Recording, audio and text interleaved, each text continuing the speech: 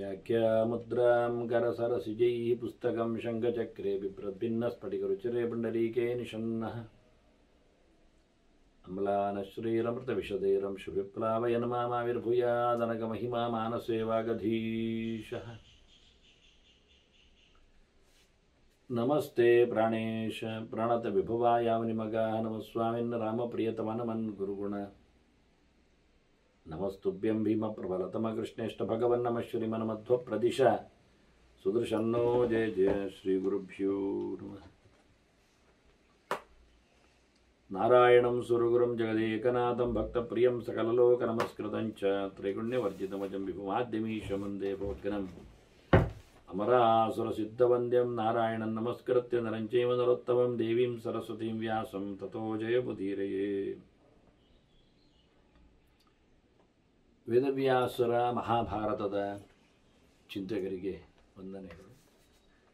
ಶಾಂತಿ ಪರ್ವದ 279ನೆಯ ಪ್ರವಚನ. ಧರ್ಮರಾಜ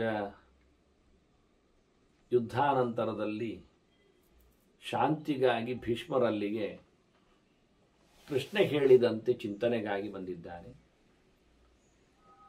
ತಿಳಿದುಕೊಳ್ಳುವುದಾಗಿದ್ದರೆ ಕೃಷ್ಣನದ್ದೇ ನುಡಿಗಳು ಭೀಷ್ಮರ ಬಾಯಿಂದ ಅಷ್ಟೇ ಹೊರಹೊಮ್ಮುವಗಳು. ಹಾಗಾಗಿ ಇದು ಕೃಷ್ಣನ ಗೀತೆ, ಇದು ಕೃಷ್ಣ ಸಂದೇಶ. ರಾಜಧರ್ಮಗಳ ಬಗ್ಗೆ, ಆಪದ್ಧರ್ಮಗಳ ಬಗ್ಗೆ ತಿಳಿಸಿಕೊಟ್ಟ ಭೀಷ್ಮ ಮೋಕ್ಷ ಧರ್ಮದೆಡೆಗೆ ಚಿಂತನೆಯನ್ನು ನಡೆಸಿಕೊಟ್ಟಿದ್ದಾನೆ. ಬಹಳ ಎತ್ತರವಾದ ಯೋಚನೆಗಳು. ಹೀಗಾಗಿ ಕೃಷ್ಣನ ದೊಡ್ಡಸ್ತಿಕೆಗಳ ಬಗ್ಗೆ ಎಲ್ಲ ಮಾತು ಹೇಳಿದ ಭೀಷ್ಮ ಧರ್ಮರಾಜ ಅವನ ಸೃಷ್ಟಿಯನ್ನೆಲ್ಲ ಕೇಳಿ ಈ ಲೋಕದ ಪ್ರಜಾಪತಿಗಳ ಬಗ್ಗೆ, ಋಷಿಗಳ ಬಗ್ಗೆ ತನಗೆ ಗೌರವ ಬರುವಂತೆ ಅವರ ಇರುವಿಕೆಗಳ ಬಗ್ಗೆ ನನಗೆ ಚಿಂತನೆ ನೀಡಬೇಕು ಅಂತ ಕೇಳಿಕೊಳ್ಳುತ್ತೆ. ಹಾಗಾಗಿ ಮತ್ತೊಮ್ಮೆ ಭೀಷ್ಮರು ಸೃಷ್ಟಿಯಲ್ಲಿ ಬಂದಿರತಕ್ಕವರನ್ನು ನೆನಪಿಸಿಕೊಳ್ಳುತ್ತಾರೆ. ಮುಖ್ಯವಾಗಿ ಸೃಷ್ಟಿಯ ಆರಂಭದಲ್ಲಿ ಬಂದಿರುವ ಬ್ರಹ್ಮ, ಅವನಿಂದ ಮತ್ತೆ ಸೃಷ್ಟರಾದವರು ಋಷಿಗಳು, ಅವರನ್ನು ಸಪ್ತ ಬ್ರಹ್ಮಾಣಯವ ಅಂತಲೇ ಕರೀತಾರಂತೆ. 7 ಜನ ಬ್ರಹ್ಮರೇ: ಮರೀಚಿ, ಅತ್ರಿ, ಅಂಗಿರಸ್ಸು, ಪುಲಸ್ತ್ಯ, ಪುಲಹ, ಕ್ರತು, ವಶಿಷ್ಠ. ಇವರು ಸಪ್ತ ಋಷಿಗಳು, ಆದಿಮ ಋಷಿಗಳು. ಬಹಳ ಎತ್ತರದಲ್ಲಿ ಪ್ರಜಾಪತಿಗಳಂತೆ ಮೆರೆದವರು ಅಂತ ಹೇಳುತ್ತಾರೆ. ಇದರಲ್ಲಿ ಮರೀಚಿ ಮತ್ತು ಅತ್ರಿ ಇವರಿಬ್ಬರಲ್ಲಿ ಸೂರ್ಯವಂಶ ಮತ್ತು ಚಂದ್ರವಂಶ ಬೆಳೀತದೆ. ಅತ್ರಿಯಿಂದ ಸೋಮ, ಅತ್ರಿ ನೇತ್ರ ಸಮದ್ಭವ ಅಂತೇಳಿ ನಾವು ಚಂದ್ರಾರ್ಘ್ಯ ಕೊಡುವಾಗ ಹೇಳುತ್ತೇವೆ. ಹಾಗಾಗಿ ಸೋಮನ ಕಥೆಯಲ್ಲಿ ಅವನ ವಂಶ ಬಹಳ ದೊಡ್ಡದಾಗಿ ಚಂದ್ರವಂಶವಾಗಿ ಬೆಳೆಯುವಂಥದ್ದು, ಅವನ ಮಗ ಬುಧನಿಂದಾಗಿ ಆಗುವಂಥದ್ದು. ಅವನ ಸೋಮ ಕಮ್ಮಿ ಇಲ್ಲ. ಸಹಸ್ರಂ ಯಸ್ಯ ದಿವ್ಯಾನಾಂ ಯುಗಾನಾಂ ಪರ್ಯುಪಾಸಿತ ಅಂತ 1000 ದಿವ್ಯ ವರ್ಷದಲ್ಲಿ ತಪಸ್ಸು ಮಾಡಿದವ. ಚಂದ್ರ ಏನು ಕಮ್ಮಿಯ? ಅಂದ್ರೆ ಆ ಯುಗ, ಆ ವಂಶ ಪ್ರವರ್ತಕನಾಗಿ ಬರಬೇಕಾದ್ರೆ ಅವನಲ್ಲಿರತಕ್ಕಂತಹ ಸಾಮರ್ಥ್ಯಗಳು. ನಾವು ಕೆಲವೊಮ್ಮೆ ಯಾರ್ಯಾರದ್ದೋ ನಶೀಪು, ಅವರ ಅದೃಷ್ಟ ಎಲ್ಲ ನೋಡಿದಾಗ ಅದು ಅವನ ಹಿರಿಯರದ್ದು ಪುಣ್ಯ ಅಂತ ಹೇಳಿಬಿಡ್ತೇವಲ್ಲ. ವಂಶ ಮೂಲಸ್ತರ, ಅಜ್ಜಂದಿರೆಲ್ಲ ಡೆಪಾಸಿಟ್ ಅಂತ ಹೇಳ್ತೇವಲ್ಲ, ಹಾಗೆ ಸೋಮ ಮಾಡಿದ, ಚಂದ್ರ ಮಾಡಿರತಕ್ಕಂತಹ. ಹಾಗಾಗಿಯೇ ಚಂದ್ರನನ್ನು ಬಹಳ ದೊಡ್ಡ ಮಟ್ಟಿನಲ್ಲಿ ಆವತ್ತು ಕಂಡವರು. ಅವನು ಬೃಹಸ್ಪತ್ಯಾಚಾರ್ಯರ ತಾರೆಯನ್ನು ದರ್ಶನ ಮಾಡಿದಾಗ ಅತ್ತ 2 ಕಡೆಯಲ್ಲಿ ದೊಡ್ಡ ಪಕ್ಷವಾಗಿ ನೆಲೆಗೊಂಡಾಗ ಹೇಗೆ ಸೋಮನನ್ನು ಎದುರಿಸುವುದು, ಹೇಳುವುದು, ಬಹಳ ದೊಡ್ಡ ತಪಸ್ವಿ ಇದ್ದಾನೆ ಅಂತ ಹೇಳಿಕೊಳ್ಳಿಕ್ಕೆ ಕಾರಣ ಅದು. ಹಾಗಾಗಿ ಅಂಥ ಅದ್ಭುತವಾದಂತಹ ಸೋಮನ ಬಗ್ಗೆ, ಚಂದ್ರವಂಶದ ಮೂಲ ಪುರುಷನ ಬಗ್ಗೆ, ಇತ್ತ ಸೂರ್ಯವಂಶಕ್ಕೆ ಕಾರಣವಾಗಿ ನೆಲೆಗೊಂಡದ್ದು ಅತ್ರಿಯಿಂದ. ಅದರಲ್ಲಿಯೂ ಬೆಳೆದುಕೊಳ್ಳಿಕ್ಕೆ ಅತ್ರಿಯಿಂದ ಬಂದಿರತಕ್ಕಂಥ ಪ್ರಾಚೀನ ಬರ್ಹಿರಾಜ, ಅವನ ಕಥೆಯನ್ನು ಬಹಳ ಉದ್ದವಾಗಿ ಭಾಗವತ ಮಾತಾಡ್ತದೆ. ಪ್ರಾಚೀನ ಬರ್ಹಿಯಿಂದ ಮುಂದಕ್ಕೆ ಪ್ರಾಚೇತಸರು 10 ಜನ, ಅಲ್ಲಿಂದ ರೀಬರ್ತ್ ಪಡೆದಿರತಕ್ಕಂಥ ದಕ್ಷ, ಅವನಿಗೆ 60 ಹುಡುಗಿಯರು. ನಾವು ನಿನ್ನೆ ಭೀಷ್ಮರು ಹೇಳಿದ್ದನ್ನು ಕೇಳಿದ್ದೆವು. ಹಾಗಾಗಿ ದಕ್ಷನಿಗೆ ಕ ಅಂತ ಕರೀತಾರೆ ಅಂತ. ಯಾಕೆಂದ್ರೆ ಕ ಅಂತ ಕರೀತಾರೆ ಹೇಳಬೇಕು ಅಂದ್ರೆ ಇನ್ನೊಂದು ಕಡೆಯಲ್ಲಿ ಅಂದ್ರೆ ಚತುರ್ಮುಖನನ್ನು ಕ ಅಂತ ಹೇಳುತ್ತಾರೆ. ಕ ಪ್ರಜಾಪತಿ ರುದ್ದಿಷ್ಟ ಅಂತ ಹೇಳಿಕೊಳ್ಳುವಲ್ಲಿ ಕಹ ಎನ್ನತಕ್ಕ ಹೆಸರು ದಕ್ಷನಿಗೂ ಕೊಟ್ಟಿದ್ದಾರೆ. ಆದ್ರಿಂದಲೇ ಭಾಗವತವೇ ಹೇಳುವಾಗಲೇ ಇಂದ್ರಿಯಗಳ ಒಡೆಯರ ಬಗ್ಗೆ ಮಾತಾಡುವಾಗ ಅವರನ್ನು ಗಮನಿಸಿ ಹೇಳುವಾಗ ಇವರನ್ನೆಲ್ಲ ಉಲ್ಲೇಖ ಮಾಡ್ತದೆ, ತಿಳಿಸಿಕೊಡ್ತದೆ. ಮಿತ್ರ ಕಾಹ ಅಂತ ಹೇಳುತ್ತಾ ಮಿತ್ರ ಮತ್ತೆ ದಕ್ಷ ಪ್ರಜಾಪತಿ ಅಂತ ಪಾಯು ಉಪಸ್ಥಗಳಿಗೆ ಒಡೆಯರಾಗಿ ವಿಸರ್ಗ ಇಂದ್ರಿಯಗಳ ಮುಖ್ಯ ಕಾರಣರಾಗಿ ಇವರನ್ನು ಹೇಳಿದ ದಿಗ್ವಾತಾರ್ಕ ಪ್ರತ್ಯೇತೋಶ್ವಿ ವನ್ನಿ ಇಂದ್ರೋಪೇಂದ್ರ ಮಿತ್ರಕಾಹ ಅಂತ. ವನ್ನಿ ಇಂದ್ರ ಉಪೇಂದ್ರ, ವಾಕ್ ಪಾಣಿ ಪಾದ. ವಾಕಿಗೆ ವನ್ನಿ, ಪಾಣಿಗೆ ಇಂದ್ರ, ಪಾದಕ್ಕೆ ಅವನ ಮಗ ಜಯಂತ. ಆನಂತರ ಮಿತ್ರ ಮತ್ತು ಮಿತ್ರ ಅಂದರೆ ದ್ವಾದಶ ಆದಿತ್ಯರಲ್ಲಿ ಒಬ್ಬ ಆದಿತ್ಯ ಮಗ ಶನ್ನೋ ಮಿತ್ರ ಅಂತ ನಾವು ಹೇಳ್ತೇವಲ್ಲ, ಅವನು ಬರ್ತಾನೆ. ಆನಂತರದಲ್ಲಿ ಕಹ ಅಂತ ಹೇಳಿ ದಕ್ಷ ಪ್ರಜಾಪತಿಯನ್ನು ಪಾಯು ಅನ್ನೋದು ಉಪಸ್ಥಕ್ಕೆ ಪ್ರಧಾನವಾದಂತಹ ಲಿಂಗಾಧಿಪತಿಯನ್ನಾಗಿ ಮೂತ್ರಕೋಶದ ಮೂತ್ರ ಜನನೇಂದ್ರಿಯದ ಒಟ್ಟು ಸಂತಾನದಲ್ಲಿ ಸಾಮರ್ಥ್ಯವನ್ನು ತೋರಿಸಲಿಕ್ಕೆ ಅವನನ್ನು ಉಲ್ಲೇಖ ಮಾಡ್ತಾರೆ. ಅದನ್ನೇ ಅವನಿಂದ ಮುಂದೆ ಸೃಷ್ಟಿಯ ಪರಂಪರೆ ಅವನ ಹೆಣ್ಮಕ್ಕಳಿಂದ ಆದದ್ದು ಅಂತ ಗಮನಿಸ್ತಾರೆ. ಇತ್ತ ಮೊದಲನೇವು ಮರೀಚಿ ಅಂತ ಹೇಳಿದೆ. ಮರೀಚಿ ಅತ್ರಿ ಇಬ್ಬರ ಬಗ್ಗೆ. ಮರೀಚಿ ಮರೀಚಿಯ ಮಕ್ಕಳೇ ಮಗನೇ ಕಶ್ಯಪ. ಅವನನ್ನು ಅರಿಷ್ಟನೇಮಿ ಅಂತ ಕರೀತಾರೆ ಅಂತ ಗುರುತಿಸಿದ್ದಾರೆ. ಅವನಲ್ಲಿ ಹುಟ್ಟಿದವರೇ 12 ಜನ ಆದಿತ್ಯರು, ಅದಿತಿಯ ಮಕ್ಕಳು. ಕಶ್ಯಪನಿಗೆ ಅದಿತಿಯಲ್ಲಿ ನಿನ್ನೆ ದಿತಿ ದನು ಮುಂತಾದವರ ಕಥೆಯನ್ನು ಉಲ್ಲೇಖ ಮಾಡಿದ್ದೆ. ಅದಿತಿಯಲ್ಲಿ ಬಂದವರು ವಿವಸ್ವಾನ, ಅಧಿಯಮ, ಪೂಷ, ತ್ವಷ್ಟ, ಸವಿತ, ಭಗ, ಧಾತ. ಆನಂತರ ಬಂದವನನ್ನು ವಿಧಾತ ಅನ್ನುವವನನ್ನೇ ಅಂಶ ಅಂತ ಕರೀತಾರೆ.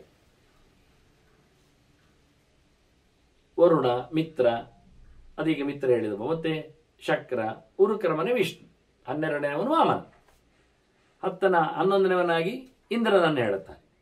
ಹೀಗಾಗಿ 12 ಜನ ಅದಿತಿಯ ಮಕ್ಕಳು ಹುಟ್ಟಿ ಬಂದಿದ್ದರು. ಇವರನ್ನು ಆದಿತ್ಯರು ಅಂತ ಕರೀತಾರೆ. ಅದರಲ್ಲಿ ವಿವಸ್ವಂತನಿಂದ ಸೂರ್ಯವಂಶ ಬೆಳೆದದ್ದು. ವೈವಸ್ವತ ಮನು ಬಂದ. ಇವತ್ತಿನ ಮನ್ವಂತರದ ಒಡೆಯ ಭಗವಂತನ ಮತ್ಸ್ಯರೂಪಕ್ಕೆ ವಿಶೇಷವಾದಂತಹ ಅವತಾರದಲ್ಲಿ ಕಾರಣನಾದವ.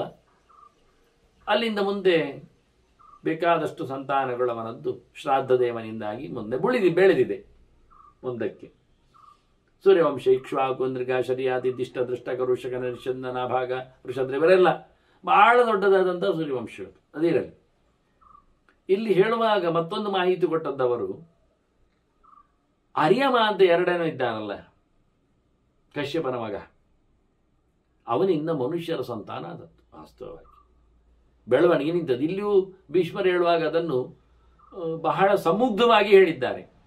ವ್ಯಾಖ್ಯಾನಕಾರರಿಗೂ ವಿಶೇಷವಾಗಿ ವ್ಯಾಖ್ಯಾನ ಮಾಡರದ ರೀತಿಯಲ್ಲಿ ಹೇಳಿಕೊಂಡಾಗೆ ಅರ್ಯಮ ಚೈವ ಭಗವಾನ್ ಯೇ ಚಾಸ್ಯ ತನಯಾಹ ವಿಭೋ, ಅವನ ಮಕ್ಕಳು ಅಂತ ಹೇಳುತ್ತಾ ಯಾರವರು ಕೇಳಿದ್ರು ಏತೇ ಪ್ರದೇಶ ಅಂದ್ಬಿಟ್ಟು. ಏತೇ ಪ್ರದೇಶ ಅಂದ್ರೆ ಏನರ್ಥ?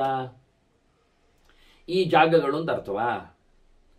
ಮನುಷ್ಯರಿಗೆ ಊರಿನ ಹೆಸರಲ್ಲಿ ಹೇಳುವುದುಂಟು, ಊರನ್ನು ಮನುಷ್ಯರ ಹೆಸರಲ್ಲಿ ಕರೆಯುವುದುಂಟು. ಸಿಂಹಳರು, ಬರ್ಬರರು, ವಿದರ್ಭರು, ಕೇಕೆಯಾಹ ಅಂತಾರೆ. ಕೇಕೆಯ ಅಂದ್ರೆ ಅಂತ ಕೇಕೆಯದವರು ಅಂತ, ವಿದರ್ಭ ಅಂದ್ರೆ ವಿದರ್ಭದವರು ಅಂತ ಊರಿನ ಹೆಸರಲ್ಲಿ ವ್ಯಕ್ತಿಗಳನ್ನು ಗುರುತಿಸ್ತಾರೆ. ಆದ್ರಿಂದ ಏತೇ ಪ್ರದೇಶ ಅಂದಾಗ ಏತೆ ಎಂದು ಅವರು ನಿರ್ದೇಶ ಮಾಡುವಂತ ಈಗ ಇರುವವರು ಅಂತ ಅರ್ಥ. ಏತೇ ಪ್ರದೇಶ ಅಂದ್ರೆ ಉಪದೇಶಕರು ಅಂತಾದ್ರೆ ಏಕೆ ದೇಶಿಕಾಹ ಉಪದೇಶಕಾಹ ಅಂತ ಹೇಳಬೇಕಾಗ್ತದೆ. ಅರ್ಥ ಆಗುವುದಿಲ್ಲ ಅಲ್ಲ, ಇವರೆಲ್ಲ ಹೇಳಿಕೊಡುವವರು ಜ್ಞಾನಯೋಗಿಗಳು. ಅರ್ಥ ಆಗಲಿ ಪರವಾಗಿಲ್ಲ. ಆದರೆ ಇದೊಂದು ಮುದ್ದೆಯಾದ ಒಂದು ಅರ್ಥ. ಇಲ್ಲಿ ಅವರು ಎಲ್ಲ ಅರ್ಯಮನ ಸಂತಾನದವರು ಅಂತ. ಅರ್ಯಮನಿಂದಾಗಿ ಮನುಷ್ಯರ ಸಂತಾನ ಅಂತ ಭಾಗವತವೇ ಸ್ಪಷ್ಟವಾಗಿ ಹೇಳುತ್ತದೆ. ಇಲ್ಲಿ ಅದನ್ನು ಅಸ್ಪಷ್ಟವಾಗಿ ಏತೇ ಪ್ರದೇಶ ಕಥಿತಾ ಭುವನಾನಾಂ ಪ್ರಭಾವನ. ನೋಡಿ ಇನ್ನೊಂದು ಮಾತು, ಭುವನಾನಾಂ ಪ್ರಭಾವನ ಅನ್ನುವುದಕ್ಕೆ ಭಾವನ ಅಂದ್ರೆ ಏನು? ಭಾವನ ಅಂದ್ರೆ ಸೃಷ್ಟಿ ಅಂತ ಅರ್ಥ. ಭಾವನಂ ಸಮುದಾರತಂ ಅಂತ, ಸೃಷ್ಟಿ ಸ್ಥಿತಿ ಸಂಹಾರ, ಭಾವನಂ ಸಮುದಾರತಂ ಅಂತ ಪ್ರಧಾನವಾಗಿ ಸೃಷ್ಟಿ. ಪ್ರಭಾವನಾಹ ಅಂದರೆ ಸೃಷ್ಟಿ ಮಾಡುವವರು ಅಂತ ಅರ್ಥವೇ ನಿಜವಾಗಿ. ಭುವನಾನ ಒಂದು ಭುವನಾನ ಅಂದರೆ ಲೋಕದ ಸೃಷ್ಟಿ ಮಾಡುವವರು. ಲೋಕವನ್ನು ಯಾರಿಗ ಸೃಷ್ಟಿ ಮಾಡಲಿಕ್ಕೆ ಆಗ್ತದ? ಲೋಕಸ್ತು ಭುವನೇ ಜನೇ. ನೋಡಿ, ಲೋಕ ಶಬ್ದವು, ಭುವನ ಶಬ್ದವು ಜಗತ್ತನ್ನು ಹೇಳುತ್ತದೆ, ನೆಲವನ್ನು ಹೇಳುತ್ತದೆ, ಜನರನ್ನು ಹೇಳುತ್ತದೆ. ನಿನ್ನನ್ನು ನೋಡಿ ಊರು ನಗಾಡ್ತದೆ ಅಂತಾರೆ. ಊರು ನಗಾಡ್ತದೆ ಏನರ್ಥ? ಪರ್ಯಾಯಕ್ಕೆ ಊರು ಊರೇ ಸೇರ್ತದೆ ಅಂತಾರೆ. ಊರು ಸೇರ್ತದೆ ಅಂದ್ರೆ ಏನರ್ಥ? ಜನರು ಅಂತ ಅರ್ಥ. ಹಾಗಾಗಿ ಭುವನಾನ ಪ್ರಭಾವನ ಅಂದರೆ ಜನರನ್ನು ಸೃಷ್ಟಿ ಮಾಡಿದವರು, ಈ ದೇಶದ ಜನರನ್ನು ಸೃಷ್ಟಿ ಮಾಡಿದವರು ಅರ್ಯವನ ಸಂತಾನದವರು ಅಂತ ಹೀಗೊಂದು ಬಹಳ ಚಂದವಾದಂತಹ ಒಂದು ಅರ್ಥದಲ್ಲಿ ವಿಶೇಷವಾದ ವ್ಯಾಖ್ಯಾನಕಾರರಿಗೆಲ್ಲ ಈ ಸೊಗಸು ಬರಲಿಲ್ಲ. ಇಲ್ಲಾದ್ರೆ ಇಲ್ಲ 12 ಜನರ ಅದಿತಿಯ ಮಕ್ಕಳಲ್ಲಿ ಇವನೊಬ್ಬನನ್ನೇ ಮಾತಾಡಿಸಿ ಮುಂದೋಗ್ಲಿಕ್ಕೆ ಏನುಂಟು? ಭೀಷ್ಮರು ಇಲ್ಲಿಯವರ ಬಗ್ಗೆ ಮಾತಾಡಲಿಕ್ಕೆ ಭೀಷ್ಮರು ಹೊರಟರು. ಹಾಗಾಗಿ ಅರ್ಯಮನ ಬಗ್ಗೆ ಮಾತಾಡಿದ್ದಾರೆ. ಮತ್ತು ಇನ್ನೊಬ್ಬರ ಬಗ್ಗೆ, ಯದುವಂಶದ ಬಗ್ಗೆ, ಒಂದು ಬೆಳವಣಿಗೆ ಬಗ್ಗೆ, ವೃಷ್ಣಿ ವಂಶವನ್ನು ಬೆಳೆಸಿದ್ದರ ಬಗ್ಗೆ ಹೇಳುತ್ತಾನೆ. ಶಶಬಿಂದು ಅಂತ ಒಬ್ಬ ರಾಜ, ಬಹಳ ಹಿಂದಿನ. ಶಶಬಿಂದೋಷ್ಟು ಭಾರ್ಯಾಣಂ ಸಹಸ್ರಾಣಿ ದಶಾಪ್ಚ್ಯುತ, 10,000 ಅವನಿಗೆ ಹೆಂಡತಿಯರು. ಶಶಬಿಂದುವಿ ಸಾವಿರಾರು ವರ್ಷ ಬದುಕುವವರವರಾದ್ರಿಂದ 10,000 ಹೆಂಡತಿಯರಲ್ಲಿ ಏಕೈಕಸ್ಯಾಂ ಸಹಸ್ರಂತೂ ತನಯಾನಾಂ ಅಭುತ್ತದ. ಒಂದೊಂದು ಹುಡುಗಿಯಲ್ಲಿ 1000 ಮಕ್ಕಳು. 10,000 ಹುಡುಗಿಯರು, ಒಂದೊಂದರಲ್ಲಿ 1000 ಮಕ್ಕಳು. ಅಂದರೆ 1 ಕೋಟಿ ಆಯಿತು ಆ ಲೆಕ್ಕಾಚಾರದಲ್ಲಿ ನೋಡಿದೆ. 100 ಲಕ್ಷ ಮಕ್ಕಳ ಸಂತಾನದ ಶಶಬಿಂದುವಿನ ವ್ಯವಸ್ಥೆಯಲ್ಲಿಯೇ ಮುಂದುವರಿದದ್ದು ಯದುವಂಶ, ವೃಷ್ಣಿವಂಶ ಅಂತ. ಯಾದವರ ವಂಶ ಬೆಳೆದ ಬಗೆ, ವೃಷ್ಣಿವಂಶ ಬೆಳೆದ ಬಗೆ, ಯದು ಮತ್ತೆ ಪೂರ್ವ ಎಲ್ಲ ಒಂದೇ ಬಗೆ ಯಾತಿಯಿಂದಾಗಿ ಹೇಳಿಕೊಳ್ಳುವಾಗ ಅಂತ ಆವತ್ತಿನ ಕಾಲದಲ್ಲಿನ ಉತ್ತರ ಭಾರತದ ಒಂದು ದೃಷ್ಟಿಯಿಂದ ಬಹಳ ದೊಡ್ಡ ಮಟ್ಟಿನ ಅರಸೊತ್ತಿಗೆಗೆ ಕಾರಣರಾದವರಿವರು ಬಹಳ ಹಿಂದಿನಿಂದ. ಮತ್ತೆ ಸೂರ್ಯನಿಗೂ ಅಶ್ವಿನಿ ದೇವತೆಗಳು ಹುಟ್ಟಿದ್ದಾರೆ. ಇದು ನಮಗೆ ಬೇಕು ಅವರು ಹೇಳಿಕೊಡುವ ರೀತಿಯಲ್ಲಿ. ಸೂರ್ಯನ ಮಕ್ಕಳಾಗಿ ಬಂದವರು ಅಶ್ವಿನಿ ದೇವತೆಗಳು, ನಾಸತ್ಯ ದಸ್ರರು ಅಂತ. ಹಾಗೆ ತ್ವಷ್ಟೃವಿನಿಂದ ವಿಶ್ವರೂಪ ಹುಟ್ಟಿದ್ದಾನೆ. ವಿಶ್ವರೂಪಾಚಾರ್ಯನಿಂದಾಗಿ ಮತ್ತೆ ನಮಗೆ ನಾರಾಯಣ ವರ್ಮ ಎಲ್ಲ ಸಿಗುವ ಕಥೆ ಅದು. ಇನ್ನೊಂದು ವಿಷಯ ಹೇಳೋದಾದ್ರೆ, ಇತ್ತ ರುದ್ರರು, ಏಕಾದಶ ರುದ್ರರು ಬಂದಿದ್ದಾರೆ. ಅದನ್ನು ನಿನ್ನೆ ಹೇಳುವುದರಲ್ಲಿ ಭೀಷ್ಮರು ಹೇಳಲಿರಲಿಲ್ಲ. ರೈವತೋಜು ಮಹಾಭೀಮ ವಾಮೋಗ್ರ ವೃಷಾಕವಿ ಅಜೈಕವಾದ ಹೈರ್ಬುದ್ಧ ಬಹುರೂಪ ಮಹಾನಿತಿ ಅಂತ ಹೇಳಿಕೊಂಡು ಭಾಗವತ. ಅದನ್ನು ಇಲ್ಲಿ ಕೆಲವು ಶಬ್ದಗಳ ವ್ಯತ್ಯಾಸಗಳಲ್ಲಿ ಪಿನಾಕಿ, ತ್ರಯಂಬಕ ಎನ್ನುವ ಹೆಸರುಗಳಲ್ಲಿ ವ್ಯತ್ಯಾಸಗಳಲ್ಲಿ ಭಾರತ ಏಕಾದಶ ರುದ್ರರನ್ನು ಗಮನಿಸಿದೆ. ಇದನ್ನು ಸಂಹಿತೆಗಳು ಹೇಳಿವೆ. ಮಹಾಭಾರತದಲ್ಲಿ ಹೇಳಿದ ಏಕಾದಶ ರುದ್ರರ ಅನುಪೂರ್ವಿಯೂ ಅದರ ಹಾಗೆ ಅಜೈಕವಾದ ಹಿರ್ಬುದ್ಧ ಅಂತ ಶುರುವಾಗುವುದು. ಅದನ್ನು ನಾನು ಗೆರೆಯನ್ನು ಸಂಧ್ಯಾ ಸಮೀಕ್ಷೆಯಲ್ಲಿ ಕೊಟ್ಟಿದ್ದೆ. ನಮಗೆ ಆಚಮನ ಮಾಡುವಾಗ ಯಾರೆಲ್ಲ ನಮ್ಮ ಬಲಕಿವಿಯಲ್ಲಿ ಸಿಗ್ತಾರೆ ಇವನ್ನೆಲ್ಲ ತಿಳಿಸಿಕೊಳ್ಳುವಲ್ಲಿ ವಸುರುದ್ರಾದಿತ್ಯರ ಗಣಗಳ ಬಗ್ಗೆ ಮಾತಾಡಿದಾಗ ಆದಿತ್ಯರು, ವಸುಗಳು, ರುದ್ರರು ಅಂತ ಯಾರೆಲ್ಲ ಇದ್ದಾರೆ ಅಂತ ಹೇಳುತ್ತಾ ಅವರ ಕಕ್ಷೆಗಳೇನು ಅನ್ನುವುದನ್ನೆಲ್ಲ ಅಲ್ಲಿ ಗಮನಿಸಿದ್ದೇನೆ, ಗುರುತಿಸಿದ್ದೇನೆ ಅರ್ಥ ಮಾಡಿಕೊಳ್ಳುವವರಿಗೆ ಅಂತ. ಹಾಗೆ ಅಲ್ಲಿ ಬ್ರಾಕೆಟ್ ಅಲ್ಲಿ ಸಂಖ್ಯೆ ಹಾಕಿದ್ದೆ. ಸಂಖ್ಯೆ ಹಾಕುವುದಕ್ಕೂ ಅರ್ಥ ಬರೆದಿದ್ದೇನೆ ನಾನು, ಅವರ ಸ್ಥಾನಮಾನ ಅದು ಅಂತ. ಅದರಂತೆ ಅಲ್ಲಿ ಭಾರತದಲ್ಲಿ ಹೇಳಿದಂತಹ ಚೌಕಟ್ಟಿನಲ್ಲಿ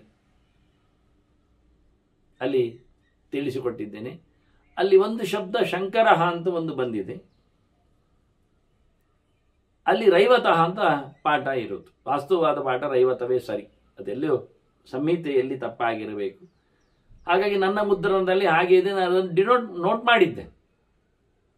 ಪಾಠಾಂತರ ಎನ್ನುವ ನೆಲೆಯಲ್ಲಿ ಅದನ್ನು ಗಮನಿಸಿದ್ದೆ. ಹೀಗಾಗಿ ಬೇಕೆಂದರೆ ಪಾಠಾಂತರಗಳು ಸಂಹಿತೆಗಳಲ್ಲಿ ಇರ್ತವೆ, ಇರುವುದಿಲ್ಲ ಅಂತಲ್ಲ, ಬಾಧಕೇನೂ ಅಲ್ಲ. ಆದರೆ ವಾಸ್ತವವನ್ನು ಅಲ್ಲಿ ಅವತ್ತು ಯಾರು ಅಂತ ಹೇಳಲಿಕ್ಕೆ, ಶಂಕರ ಯಾರು, ರೈವತ ಅಂತ ಗೊತ್ತಾಗಲಿಕ್ಕೆ ಹೇಗೆ, ಹಾಗೆ ವಿಧಾತ್ರಿ ಯಾರು ಅಂತ ಅಂಶ ಅಂತ ಗೊತ್ತಾದಾಗ ಅಂಶ ಅಥವಾ ಅಂಶು ಎರಡು ಹೆಸರಲ್ಲಿ ಕರೀತಾರೆ. ಇನ್ನೊಂದು ತೊಂದರೆ ಇದೆ, ಅಲ್ಲಿ ಪರ್ಜನ್ಯನನ್ನು ಮತ್ತೆ ಬೇರ್ಪಡಿಸ್ತಾರೆ. ಆದ್ರಿಂದ ಅಂಶ ಎನ್ನುವುದು ಗ್ಯಾರಂಟಿ, ವಿಧಾತೃವಿಗೆ ಹೇಳಿದ್ದು ಅಂಶ ಎನ್ನುವುದು ಮಹಾಭಾರತದಿಂದ ಕನ್ಫರ್ಮ್ ನನಗೆ. ಇನ್ನು ಯಾರ ಪಾಠ ಹೇಗಿದ್ರು ನಾನು ಅದರ ಬಗ್ಗೆ ತಲಸಿಕೊಡಿಸುವುದಿಲ್ಲ ಹೆಚ್ಚು. ಇನ್ನು ಪರ್ಜನ್ಯನನ್ನು ಯಾರನ್ನಾಗಿ ಗಟ್ಟಿಯಾಗಿ ಹೇಳಬಹುದು ಎನ್ನುವುದನ್ನು ಗಮನಿಸಿದ್ರೆ ಆಯ್ತದು ಒಂದು ವಿಷಯ ಬಿರಿ. ಹೀಗೆ ಇಷ್ಟರ ಲೆಕ್ಕ. ಇದು ಯಾಕೆಂದ್ರೆ ಕಕ್ಷೆ ತಪ್ತದೆ, ಆಚೀಚೆ ಆಗ್ತದೆ, ಹೆಸರು ಬೇರೆ ಆದ ತಕ್ಷಣ ವ್ಯತ್ಯಾಸ ಆಗಿಬಿಡ್ತದೆ ಅವರಲ್ಲಿ. ಮೇಲೆ ಕೆಳಗೆ ಉಂಟು ಆದಿತ್ಯರಲ್ಲಿ ಸುಮಾರು. ಹೇಗೆ ವಿಷ್ಣು ದೊಡ್ಡವ ಇದ್ದಾನೆ, ಇಂದ್ರ 8ರಲ್ಲಿ ಇದ್ದಾನೆ, 13ರಲ್ಲಿ ವರುಣ ಬರ್ತಾನೆ, ಸೂರ್ಯ 12ರಲ್ಲಿ ಇದ್ದಾನೆ. ಅಂದರೆ ಸೂರ್ಯನ ಲೆಕ್ಕಾಚಾರ ಮಾಡಿಕೊಂಡ 12 ಅದಿತಿಗಳ ಮಕ್ಕಳು ಕಕ್ಷೆಯಲ್ಲಿ ಬಹಳಷ್ಟು ಮೇಲೆ ಕೆಳಗೆ ಇದ್ದಾರೆ. ಹೀಗಾಗಿ ಇವರ ಬಗ್ಗೆ ಗಮನಿಸಿ ಮತ್ತೆ ಅಷ್ಟವಸ್ತುಗಳ ಬಗ್ಗೆ ಭೀಷ್ಮ ಹೇಳ್ತಾನೆ, ನಾನು ಆಗಲೇ ಹೇಳಿದ್ನಲ್ಲ ಅಂತ.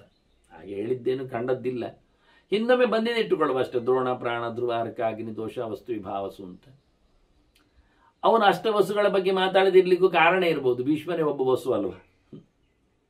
ಹಾಗಾಗಿ ಮೊದಲೇ ಹೇಳಿದ್ದೇನೆ, ಹಿಂದೆ ಹೇಳಿದ್ದೇನೆ, ಆಗ ಹೇಳಿದ್ದೇನೆ ಅಂತ ಹೇಳಿಕೊಂಡು ಈಗ ತಪ್ಪಿಸ್ಲಿಕ್ಕೂ ಸಾಕು. ಮತ್ತೆ ಆ ದ್ರೋಣನೇ ನಂದಗೋಪ, ವಸುದೇವನ ತಮ್ಮನಾಗಿ ಬಂದವ.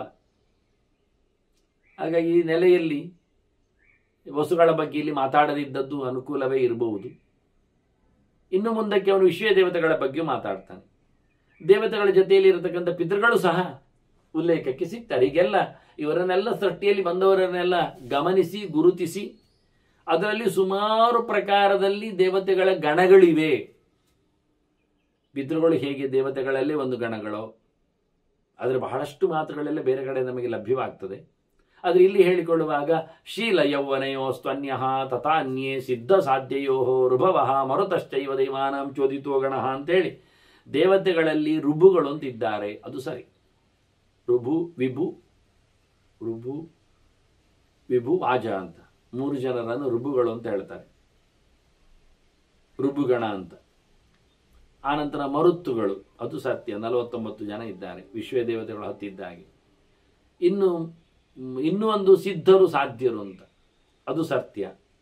ಸಾಧ್ಯರು ಸಿದ್ಧಂ ಸಿದ್ಧೇತಿ ವಾದಿನಃ ಅಂತ. ಸಿದ್ಧರು ಅಂದರೆ ಆಚಾರ್ಯ ಮಧ್ವರು ಹೇಳುತ್ತಾರೆ, ಆಯ್ತು ಕೆಲಸ ಆಯ್ತು ಅಂತ ಹೇಳುವವರಿದ್ದಾರೆ ಅಂತ, ಅದೊಂದು ಗಣವೇ ಬೇರೆ. ಅದರಂತೆ ಇನ್ನೊಂದು ಶೀಲ ಯೌವನಯೋ ಅಂತ ಅನ್ಯ ಅಂತ 2 ಗಣಗಳ ಬಗ್ಗೆ ಗಮನಿಸಿದ್ದಾರೆ. ಇದಕ್ಕೆ ವಾದಿರಾಜರು ಇದೆರಡು ಗಣ ಅಂತ ಹೇಳ್ತಾರೆ, ಶೀಲಗಣ ಯೌವನ ಗಣ ಅಂತ. ದೇವತೆಗಳಲ್ಲಿ ಏನು ವಿಶೇಷ ಅಂತ ವಿಶೇಷ ಹೇಳುವುದಿಲ್ಲ. ಆಚಾರ್ಯ ಹೇಳಿದ ಹಾಗೆ ಇಂಥ ಗಣಗಳಿಗೆ ಇಂಥ ಕೆಲಸಗಳು ಅರ್ಥ ಆಗುವುದಿಲ್ಲ. ಚಾರರಿಗೆ ಚಾರಗಣ ಅಂತ ಉಂಟು, ದೇವತೆಗಳ ಕೆಲಸ ಮಾಡುವವರವರು. ಗಂಧರ್ವರಿಗೆ ಹಾಡ್ತಾರೋ ಅಪ್ಸರರಿಗೆ ಕುಣಿತಾರೋ ಅದರಂತೆ ಬೇರೆ ಬೇರೆ ಗಣಗಳಲ್ಲಿ ದೇವತೆಗಳಿಗೆ ಬೇರೆ ಬೇರೆ ಕೆಲಸಗಳುಂಟು. ಪ್ರಧಾನವಾದ ದೇವಗಣಗಳಿಗಿಂತವರು ಕೆಳ ಯೋಗ್ಯತೆಯವರು ಆ ಲೆಕ್ಕಾಚಾರದಲ್ಲಿ. ದೇವತೆಗಳ ಚಾಕರಿ ಮಾಡುವವರು ಅಂತಲೇ ನೋಡಿ. ಹಾಗೆ ದೇವತೆಗಳ ವಾಹನಗಳನ್ನು ಹೊತ್ತುಕೊಳ್ಳತಕ್ಕಂಥ ಭೂತ ಪ್ರೇತ ಗಣಗಳ ಅವುಗಳ ಬಗ್ಗೆ ಚಿಂತನೆ ಕೊಡ್ತಾರೆ. ಹೀಗಾಗಿ ಅನೇಕ ದೇವತೆಗಳ ಗಣಗಳು ಇವೆ. ಅದರಲ್ಲಿ ನಾವು ಹಿಂದೆ 4 ರೂಪಗಳ ಸೃಷ್ಟಿಯನ್ನು ಉಲ್ಲೇಖ ಮಾಡಿದ್ದು. ಭಗವಂತನಿಂದ 100 ಬ್ರಾಹ್ಮಣ ಕ್ಷತ್ರಿಯ ವೈಶ್ಯ ಶೂದ್ರರು, ಮೋರೆ ಬಾಹು ಊರು ಪಾದದಿಂದ ಬಂದದ್ದರ ಬಗ್ಗೆ ಭೀಷ್ಮರು ಹೇಳಿದರು. ದೇವತೆಗಳಲ್ಲಿಯೂ 4 ವರ್ಣ ಇದೆ, ಚಾತುರ್ವರ್ಣ್ಯ 4 ಜಾತಿ. ಅದು ಮನುಷ್ಯರಲ್ಲಿ ಮಾತ್ರ ಅಲ್ಲ, ಅವರಲ್ಲಿ ಉಂಟು. ಈಗ ನಾವು ಯೋಚನೆ ಮಾಡುವುದು ಹೇಗೆ ಕೇಳಿದರೆ, ಗುಣಾತ್ಮಕವಾಗಿ ಜಾತಿಯನ್ನು ಗುರುತಿಸಲಿಕ್ಕೆ ಬರ್ತದೆ. ಒಬ್ಬ ಪ್ರಾಮಾಣಿಕನಾಗಿದ್ದರೆ, ಸತ್ಯವಂತನಾಗಿದ್ದರೆ, ಶೌಚ ಸಂಪನ್ನನಾಗಿದ್ದರೆ ಅವನನ್ನು ಬ್ರಾಹ್ಮಣ ಅಂತ ಹೇಳಲಿಕ್ಕೆ ಬರ್ತದೆ. ಅಂದರೆ ಬ್ರಾಹ್ಮಣನಲ್ಲಿ ಕಡ್ಡಾಯವಾಗಿ ಆ ಗುಣ ಇರಲೇಬೇಕಾಗ್ತದೆ, ಇರ್ತದೆ. ಮಡಿವಂತಿಗೆಯನ್ನು ಕಾಪಾಡುತ್ತಾನೆ, ಪ್ರಾಮಾಣಿಕನಾಗಿರ್ತಾನೆ, ಸತ್ಯವನ್ನು ಉಳಿಸ್ತಾನೆ, ಹಿಂಸೆಯನ್ನು ಬಿಟ್ಟಿರುತ್ತಾನೆ, ಜಪದ ಅನುಷ್ಠಾನದಲ್ಲಿ ರತನಾಗ್ತಾನೆ. ಇಂಥ ಧರ್ಮಗಳೊಂದೊಮ್ಮೆ ಹುಟ್ಟಿನಿಂದ ಒಂದೊಮ್ಮೆ ಶೂದ್ರನಾಗಿದ್ದವನಲ್ಲಿಯೂ ದೀಕ್ಷೆಯನ್ನು ಪಡೆಯುವ ಮೂಲಕ ಅವನು ಅದನ್ನು ಮೈಗೂಡಿಸಿಕೊಂಡಿದ್ರೆ ಅವನನ್ನು ಬ್ರಾಹ್ಮಣ ಅಂತ ಗಮನಿಸಬಹುದೇ, ಗುರುತಿಸಬಹುದೇ ಹೇಳಿದರೆ ಓ ಅಂತಾರೆ ಶಾಸ್ತ್ರಕಾರ. ಒಪ್ಪಿದ್ದಾರೆ, ಭಾರತವೇ ಹೇಳಿದೆ. ಹಿಂದೆ ಬಂದಿತ್ತು ಅವರ ಪ್ರಶ್ನೆ ಚಿಂತನೆಯಲ್ಲಿ ಬ್ರಾಹ್ಮಣನ ಬಗ್ಗೆ ಬಂದಿತ್ತು, ಧರ್ಮರಾಜನೇ ಹೇಳಿದ್ದ. ಅದು ಗುಣಕೃತವಾದ ಭೇದ, ಇದು ಯೋನಿಕೃತವಾದ ಭೇದ. ಯೋನಿಂದ ಹುಟ್ಟಿನಿಂದ ಬಂದ ಜಾತಿ ಬೇರೆ, ಗುಣದಿಂದ ಜಾತಿಯನ್ನು ಗಮನಿಸುವುದು ಬೇರೆ. ಇದರಲ್ಲಿ ಯಾವುದು ಮಹತ್ತರ ಕೇಳಿದ್ರೆ ಗುಣಕೃತವಾದದ್ದು. ಒಬ್ಬ ಹುಟ್ಟಿನಿಂದ ಬ್ರಾಹ್ಮಣನಾದವನು ದ್ವೇಷಾಸೂಯೆಗಳಿಂದ ಕೆಟ್ಟ ಗುಣಗಳಿಂದ ಅತ್ಯಂತ ನೀಚನಾಗಿ ವರ್ತಿಸಿದ್ರೆ ಅವನಲ್ಲಿ ಬ್ರಾಹ್ಮಣರಿಗೆ ಬೇಕಾದ ಕ್ವಾಲಿಟಿಗಳು ಇಲ್ಲದೆ ಇದ್ರೆ ನವೈ ಶೂದ್ರ ಭವೈ ಶೂದ್ರ ಬ್ರಾಹ್ಮಣೋ ನಚ ಬ್ರಾಹ್ಮಣ ಅಂತೇಳಿ ಅವನನ್ನು ಬ್ರಾಹ್ಮಣ ಅಂತ ಹೇಳೋದಿಲ್ಲ ಅಂತ ಹೇಳುತ್ತಾರೆ. ಅಂಥವನಿಗೆ ಪಾದಪೂಜೆ ಮಾಡುವುದಾಗಲಿ ಗೌರವಿಸುವುದಾಗಲಿ ಅದು ತಪ್ಪು, ಅನ್ಯಾಯ ಅಂತಾರೆ. ಹೋಟೆಲ್ ಸಂಸ್ಕೃತಿ, ವ್ಯಾಪಾರ ವ್ಯವಹಾರ, ದೋಚುವುದು, ಅನ್ಯಾಯ, ಮರ್ಜಿ, ದರ್ಪ ಇವೆಲ್ಲ ಇದ್ದರೆ ಅವನನ್ನು ಹೊರಗಾಕಿ ಅಂತ. ಅಂಥವರ ಊಟ, ಅಂಥವರ ಸಹವಾಸ, ಅಂಥವರ ಅಡಿಯಾಳಾಗಿರುವುದು ಎಲ್ಲ ತಪ್ಪು ಅಂತ. ಅದೇ ಒಬ್ಬನಲ್ಲಿ ಬಹಳ ದೊಡ್ಡ ಮಟ್ಟಿನಲ್ಲಿ ಹುಟ್ಟಿದಾಗ ಶೂದ್ರನಾಗಿದ್ದರು, ಭಗವಂತನ ದೀಕ್ಷೆಯನ್ನು ಪಡೆದುಕೊಂಡು ಒಳ್ಳೆಯ ಅನುಷ್ಠಾನಾದಿಗಳಲ್ಲಿ ರತನಾದರೆ ದೇಹದಲ್ಲಿ ಒಂದು ಜನಿವಾರ ಇಲ್ಲ ಅಷ್ಟೇ ಹೊರತುಪಟ್ಟರೆ ಮತ್ತೆಲ್ಲವನಲ್ಲಿ ನಾವು ದೇವರ ಧರ್ಮವನ್ನು ನೋಡಿದರೆ ಅವನನ್ನು ಬ್ರಾಹ್ಮಣ ಅಂತ ಕರಿಬಹುದು ಅಂತ. ಹಾಗಾದರೆ ಅವನ ಪಾದಪೂಜೆ ಮಾಡಲಿಕ್ಕೆ ಹೇಳಿದರೆ ಯಾರು ಮಾಡಬಾರ್ದು ಹೇಳ್ತಾರೆ ಕೇಳ್ತಾರೆ. ಕೃಷ್ಣ ಹೇಳ್ತಾನೆ, ನನ್ನ ಪ್ರತೀಕ ಸೂರ್ಯಾಗ್ನಿ ಬ್ರಾಹ್ಮಣ ಆಯ್ತಲ್ಲ, ಗಾವ ವೈಷ್ಣವ ಅಂತಾನೆ. ಅದೆಂಥದ್ದು ಮತ್ತೆ ವೈಷ್ಣವ ಅಂದ್ರೇನು? ಭಗವಂತನ ಸರ್ವೋತ್ತಮತ್ವವನ್ನು ತಿಳಿದುಕೊಂಡವ ಯಾರೂ ಆಗ್ತದೆ. ಅವನಲ್ಲಿ ನಾವು ಬಂಧುವಿನಂತೆ, ವೈಷ್ಣವೇ ಬಂಧು ಸತ್ಕೃತ್ಯ. ನಮ್ಮ ಬಂಧುಗಳು ಮನೆಗೆ ಬಂದರೆ ಹೇಗೆ ಅವರಿಗೆಲ್ಲ ಮನೆ ತುಂಬ ಓಡಾಡಲಿಕ್ಕೆ ಬಿಡುತ್ತೇವೆ, ಬೇಕಾದ್ದನ್ನು ಪಡಿಲಿಕ್ಕೆ ಹಿಡಿಲಿಕ್ಕೆ ಕೊಡ್ತೇವೆ, ಅಲ್ಲೇ ಮಲಗಲಿಕ್ಕೆ ಊಟಕ್ಕೆ ಬಿಡ್ತೇವೆ, ಹಾಗೆ ಅಂತಾರೆ. ಬಂಧುಗಳು ಅಂದರೆ ಬಾಗಿಲ ಹೊರಗಿರ್ತಾರ, ಚಾವಡಿ ಆಚೆಗೆ ಬೀಳ್ತಾರ ಅಲ್ಲ ತಾನೆ. ಆತಿಥ್ಯೇನ ವಿಪ್ರಾಗ್ರೆ ಅಂತ ಬ್ರಾಹ್ಮಣನಿಗೆ ಆತಿಥ್ಯ ಅಂತ ಹೇಳಿಬಿಟ್ರು, ವೈಷ್ಣವನಿಗೆ ಬಾಂಧವ್ಯ ಅಂತ ಹೇಳಿಬಿಡ್ತಾರೆ ಅಲ್ಲಿ ಪ್ರತೀಕದ ಉಪಾಸನೆಯಲ್ಲಿ. ಕಲಿಬೇಕಾದ್ದು, ಕಷ್ಟಪಡಬೇಕಾದ್ದು. ಆದರೆ ಇದರ ಬೆನ್ನ ಹಿಂದೆ ರಾಮಾನುಜರು ಬಂದಾಗ ಬಹಳ ಅದ್ಧೂರಿಯಾಗಿ ತತ್ವಗಳ ಬಗ್ಗೆ ಸಾಮಾಜಿಕ ಕಳಕಳಿಯಿಂದ ಅದನ್ನು ತೆರವುಗೊಳಿಸಿ ಮೇಲಕ್ಕೆ ತಂದು ಅದಕ್ಕೆ ಅವಕಾಶ ಕೊಟ್ಟು ತಾನು ಹಾಗಿದ್ದರೂ ಅದನ್ನು ಸಮಾಜ ಅಷ್ಟು ಒಳ್ಳೆಯ ಮಟ್ಟಿನಲ್ಲಿ ಅಕ್ಸೆಪ್ಟ್ ಮಾಡಲಿಲ್ಲ, ಗಲಾಟೆ ಎಬ್ಬಿಸಿತು. ಅದರ ನಂತರದಲ್ಲಿ ಬಹಳಷ್ಟು ದೊಡ್ಡ ಹಾನಿಯೆಲ್ಲ ಆಗಿದೆ. ಆ ಹಾನಿಯನ್ನು ಇವತ್ತು ಜನ ಗುರುತಿಸ್ತಾರೆ, ಕೆಲವೊಮ್ಮೆ ಗಮನಿಸ್ತಾರೆ, ಕೆಲವೊಮ್ಮೆ ವಿರೋಧಿಸ್ತಾರೆ, ಕೆಲವೊಮ್ಮೆ ಆತ್ಮೀಯವಾಗಿ ಅದನ್ನು ಬರಮಾಡಿಸಿಕೊಳ್ತಾರೆ, ಕೆಲವೊಮ್ಮೆ ಅಶಾಸ್ತ್ರೀಯವಾಗಿಯೋ ಅನ್ನುವಂತೆ ಔಡುಗಚ್ಚುವುದುಂಟು. ಆದರೆ ಇಲ್ಲಿ ಸ್ಪಷ್ಟವಾಗಿ ಬಹಳ ಹೆಮ್ಮೆಯಿಂದ ದೇವತೆಗಳಲ್ಲಿಯೂ 4 ವರ್ಣಗಳಿವೆ, ಜಾತಿಗಳಿವೆ ಅಂತ ಹೇಳಿಬಿಡ್ತಾರೆ. ಇಲ್ಲಿ ನೀವು ಗುಣದ ಬಗ್ಗೆ ಮಾತಾಡಲಿಕ್ಕೆ, ಯಾಕೆಂದರೆ ದೇವತೆಗಳಲ್ಲಿ ಗುಣ ಹಾನಿ ಇದೆಯಾ? ಇತರ ಜಾತಿಗಳ ಬಗ್ಗೆ ಹೇಳಿದ ತಕ್ಷಣ ಬ್ರಾಹ್ಮಣ್ಯದ ಏನೊಂದು ಒಳ್ಳೆಯ ಶಾಸ್ತ್ರೀಯವಾದಂತಹ ಮೌಲ್ಯಯುತವಾದ ಗುಣಗಳಿರ್ತವೆ, ಅದು ಇಲ್ಲೇ ಹೇಳುದು. ಆದಿತ್ಯ ಕ್ಷತ್ರಿಯ ಪ್ರೋಕ್ತ, ಆದಿತ್ಯ ಕ್ಷತ್ರಿಯಸ್ತೇಷಾಮ್ ಅಂತಾರೆ. ಅದೇ ಇಲ್ಲಿ ಅದರಲ್ಲಿ ಆದಿತ್ಯ ಮಕ್ಕಳು ಆದಿತ್ಯರು, ಅವರು ಕ್ಷತ್ರಿಯರು. ಅದರಲ್ಲಿ ಇಂದ್ರ ಒಂದು ಲೀಡರ್ ಆಗಿದ್ದಾನೆ, ಸ್ವರ್ಗಾಧಿಪತಿ. ಇಂದ್ರನಿಗೆ ಸಹಾಯ ಮಾಡಲಿಕ್ಕೆ ಉಪೇಂದ್ರ ನಾರಾಯಣ, ಅವನು ಯಾವ ಜಾತಿ ಆದರೆ ನಮಗೆ ಬಂದಿದ್ದಾನೆ. ನಿಜವಾಗಿ ಅಲ್ಲಿ ತ್ವಷ್ಟೃವನ ಮಗ ವಿಶ್ವರೂಪ ಅವನಿಗೆ ಪೌರಹಿತ್ಯ ಮಾಡಿದ್ದಾನೆ. ಅವನ ಅದಿತಿಯಲ್ಲಿ ಮಗನಾಗಿ ಬಂದವಲ್ವ. ಹಾಗಾಗಿ ಏನು ಹೇಳುವುದು, ಏನು ಅರ್ಥ ಮಾಡುವುದು ಗೊತ್ತಿಲ್ಲ. ಅವರು ಹೇಳ್ತಾರೆ, ಗಡನ ಇದೆ, ದೇವತೆಗಳಲ್ಲಿಯೂ ವರ್ಣ ವ್ಯವಸ್ಥೆ ಉಂಟು. ಇವರು ಕ್ಷತ್ರಿಯರು. ಮತ್ತೆ ವಿಶಸ್ತು ಮರುತಸ್ತತ, ಈಗಾಗಲೇ ಮರುತುಗಳ ಬಗ್ಗೆ ಹೇಳಿದೆವು, 49 ಜನ. ಅವರು ಹುಟ್ಟಿದ್ದೊಂದು ಅಪರೂಪ, ವಿಚಿತ್ರ. ಕಶ್ಯಪನ ಮಡದಿ ಅದಿತಿ, ಆದರೆ ಪ್ರಧಾನಳು ದೊಡ್ಡವಳು ದಿತಿ ಅಂತ ನಾವು ನಿನ್ನೆ ಕೇಳಿದ್ದೇವೆ. ದಿತಿ ದೊಡ್ಡವಳು, ಅದಿತಿ ನೆಕ್ಸ್ಟ್. ಆದರೆ ದೇವತೆಗಳನ್ನು ಹೆತ್ತದ್ರಿಂದ ಅದಿತಿ ದೊಡ್ಡವಳಾದ್ರೆ ನಮಗೆ ದಿತಿ ಸಣ್ಣವಳು. ಆದರೂ ದಿತಿ ಭಾರಿ ಒಳ್ಳೆಯವಳೆ. ಒಂದು ಸರ್ತಿ ಕಶ್ಯಪರಲ್ಲಿ ಹಠ ಮಾಡಿಕೊಂಡ್ಳು, ನನಗೆ ನನ್ನ ಮಕ್ಕಳ ಮೇಲೆ ಯಾವತ್ತು ನಿನ್ನ ಮಕ್ಕಳ ಅಂದರೆ ಅದಿತಿ ಮಕ್ಕಳ, ಅಕ್ಕನ ಮಕ್ಕಳ, ತಂಗಿ ಮಕ್ಕಳ ಹೋರಾಟ, ಸಾವು. ಕೊನೆಗೆ ಸಾಯುವುದು ನನ್ನ ಮಕ್ಕಳೇ. ದೊಡ್ಡ ಅಕ್ಕನ ಮಕ್ಕಳೇ ಸಾಯುವುದು ಚಿಕ್ಕ ಅಕ್ಕನ ಮಕ್ಕಳಿಂದ, ಚಿಕ್ಕ ತಂಗಿಯ ಗಡಾಟೆಯಿಂದ. ಅದಕ್ಕೆ ನನಗೆ ಇಂದ್ರನನ್ನು ಕೊಲ್ಲುವ ಮಗ ಬೇಕು. ನೋಡಿ, ಇಬ್ಬರು ಅಕ್ಕ ತಂಗಿಯಂದರ ಮಕ್ಕಳನ್ನ ನೋಡಿ, ಅಕ್ಕನ ಮಗನನ್ನು ಸಾಯಿಸುವ ಮಗ ನನ್ನ ಮಗ ಆಗಬೇಕು. ಮತ್ತೆ ನಾಳೆ ಅವಳು ಅದೇ ಕೇಳ್ತಾಳಲ್ಲ, ಇನ್ನೊಂದು ಮಗ.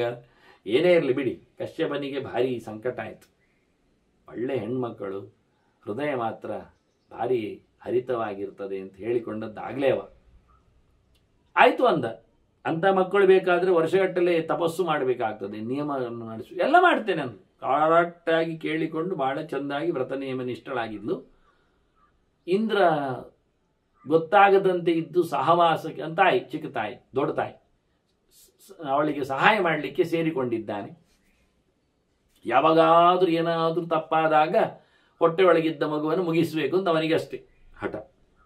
ಹಾಗೆ ಅವಳು ಒಂದು ಸರ್ತಿ ಆಯಾಸಪಟ್ಟು ತಲೆಯನ್ನು ಕೆದರಿ ಹಾಕ್ಕೊಂಡು ಕಾಲನ್ನು ಚಾಚಿ ಕಾಲ ಮೇಲೆ ತಲೆ ಹಾಕ್ಕೊಂಡು ಮಲಗಿ ಬಿಟ್ಲಂತೆ, ಕೂದಲನ್ನು ಹಾಕ್ಕೊಂಡು. ಇದು ಅಪಚಾರ, ಹೀಗೆ ಮಾಡಬಾರ್ದು. ಹಗಲೊತ್ತಿನಲ್ಲಿ ಕಾಲಿನ ಮೇಲೆ ಮಲಗಿದ್ದವಳು, ಅದು ಕೂದಲನ್ನು ಬಿಚ್ಚಿ ಹಾಕ್ಕೊಂಡಿದ್ರು. ಅದೇ ಹೊತ್ತಿನಲ್ಲಿ ಹೊಟ್ಟೆಯೊಳ ಹೋಗಿ ಗರ್ಭವನ್ನು ವಜ್ರಾಯುಧದಿಂದ 7 ತುಂಡು ಮಾಡಿದ. 7 ಎನ್ನುವುದು ಅವನ ಲೆಕ್ಕ, ನನಗೆ 7 ಏನೆಂದು ಹೇಳಲಿಕ್ಕೆ. ಅದು ಬೊಬ್ಬೆ ಆಗಲಿ ಶುರು ಮಾಡಿದೆ. ಮಾ ರುದ ಅಂದ, ಅಳಿಬೇಡ್ರಪ್ಪ ಅಂತಾನೆ. ಮತ್ತೆ ಒಂದೊಂದನ್ನು 7 ತುಂಡು ಮಾಡಿದ.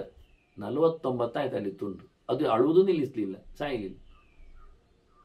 ಇವತ್ತೆ ಆಗೋದಿಲ್ಲ ಅಂತ ಹೊರಗೆ ಬಂದ. ಕೇಳಿದ್ಲು ದಿತಿ ಏನು ಕತೆ ಅಂತ.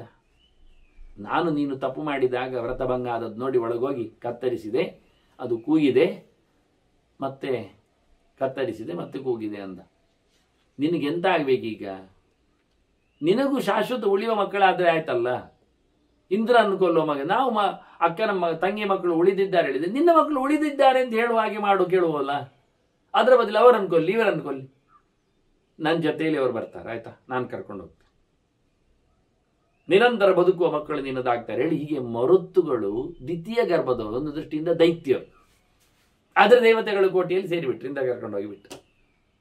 ಹಾಗೆ ವಸುಗಳು, ರುದ್ರರು, ಆದಿತ್ಯರು, ವಿಶ್ವ ದೇವತೆಗಳು ಇದ್ದಾಗೆ ಮರುತ್ತುಗಳು, ಗಣಗಳು, 49 ಮರುತ್ತುಗಳು.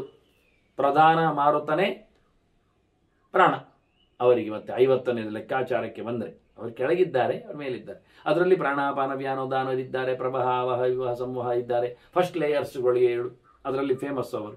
ಹಾಗೆ 7 ಲೇಯರ್ಸ್ಗಳ ಅಂತರಿಕ್ಷದ ಇವತ್ತು ನೋಡಬೇಕಾದ್ದು ವಾತಾವರಣದಲ್ಲಿ 7 ಲೇಯರ್ಸ್ಗಳ ಅಭಿಮಾನಿಗಳಾಗಿ 7 ಜನ 49ಗಳು.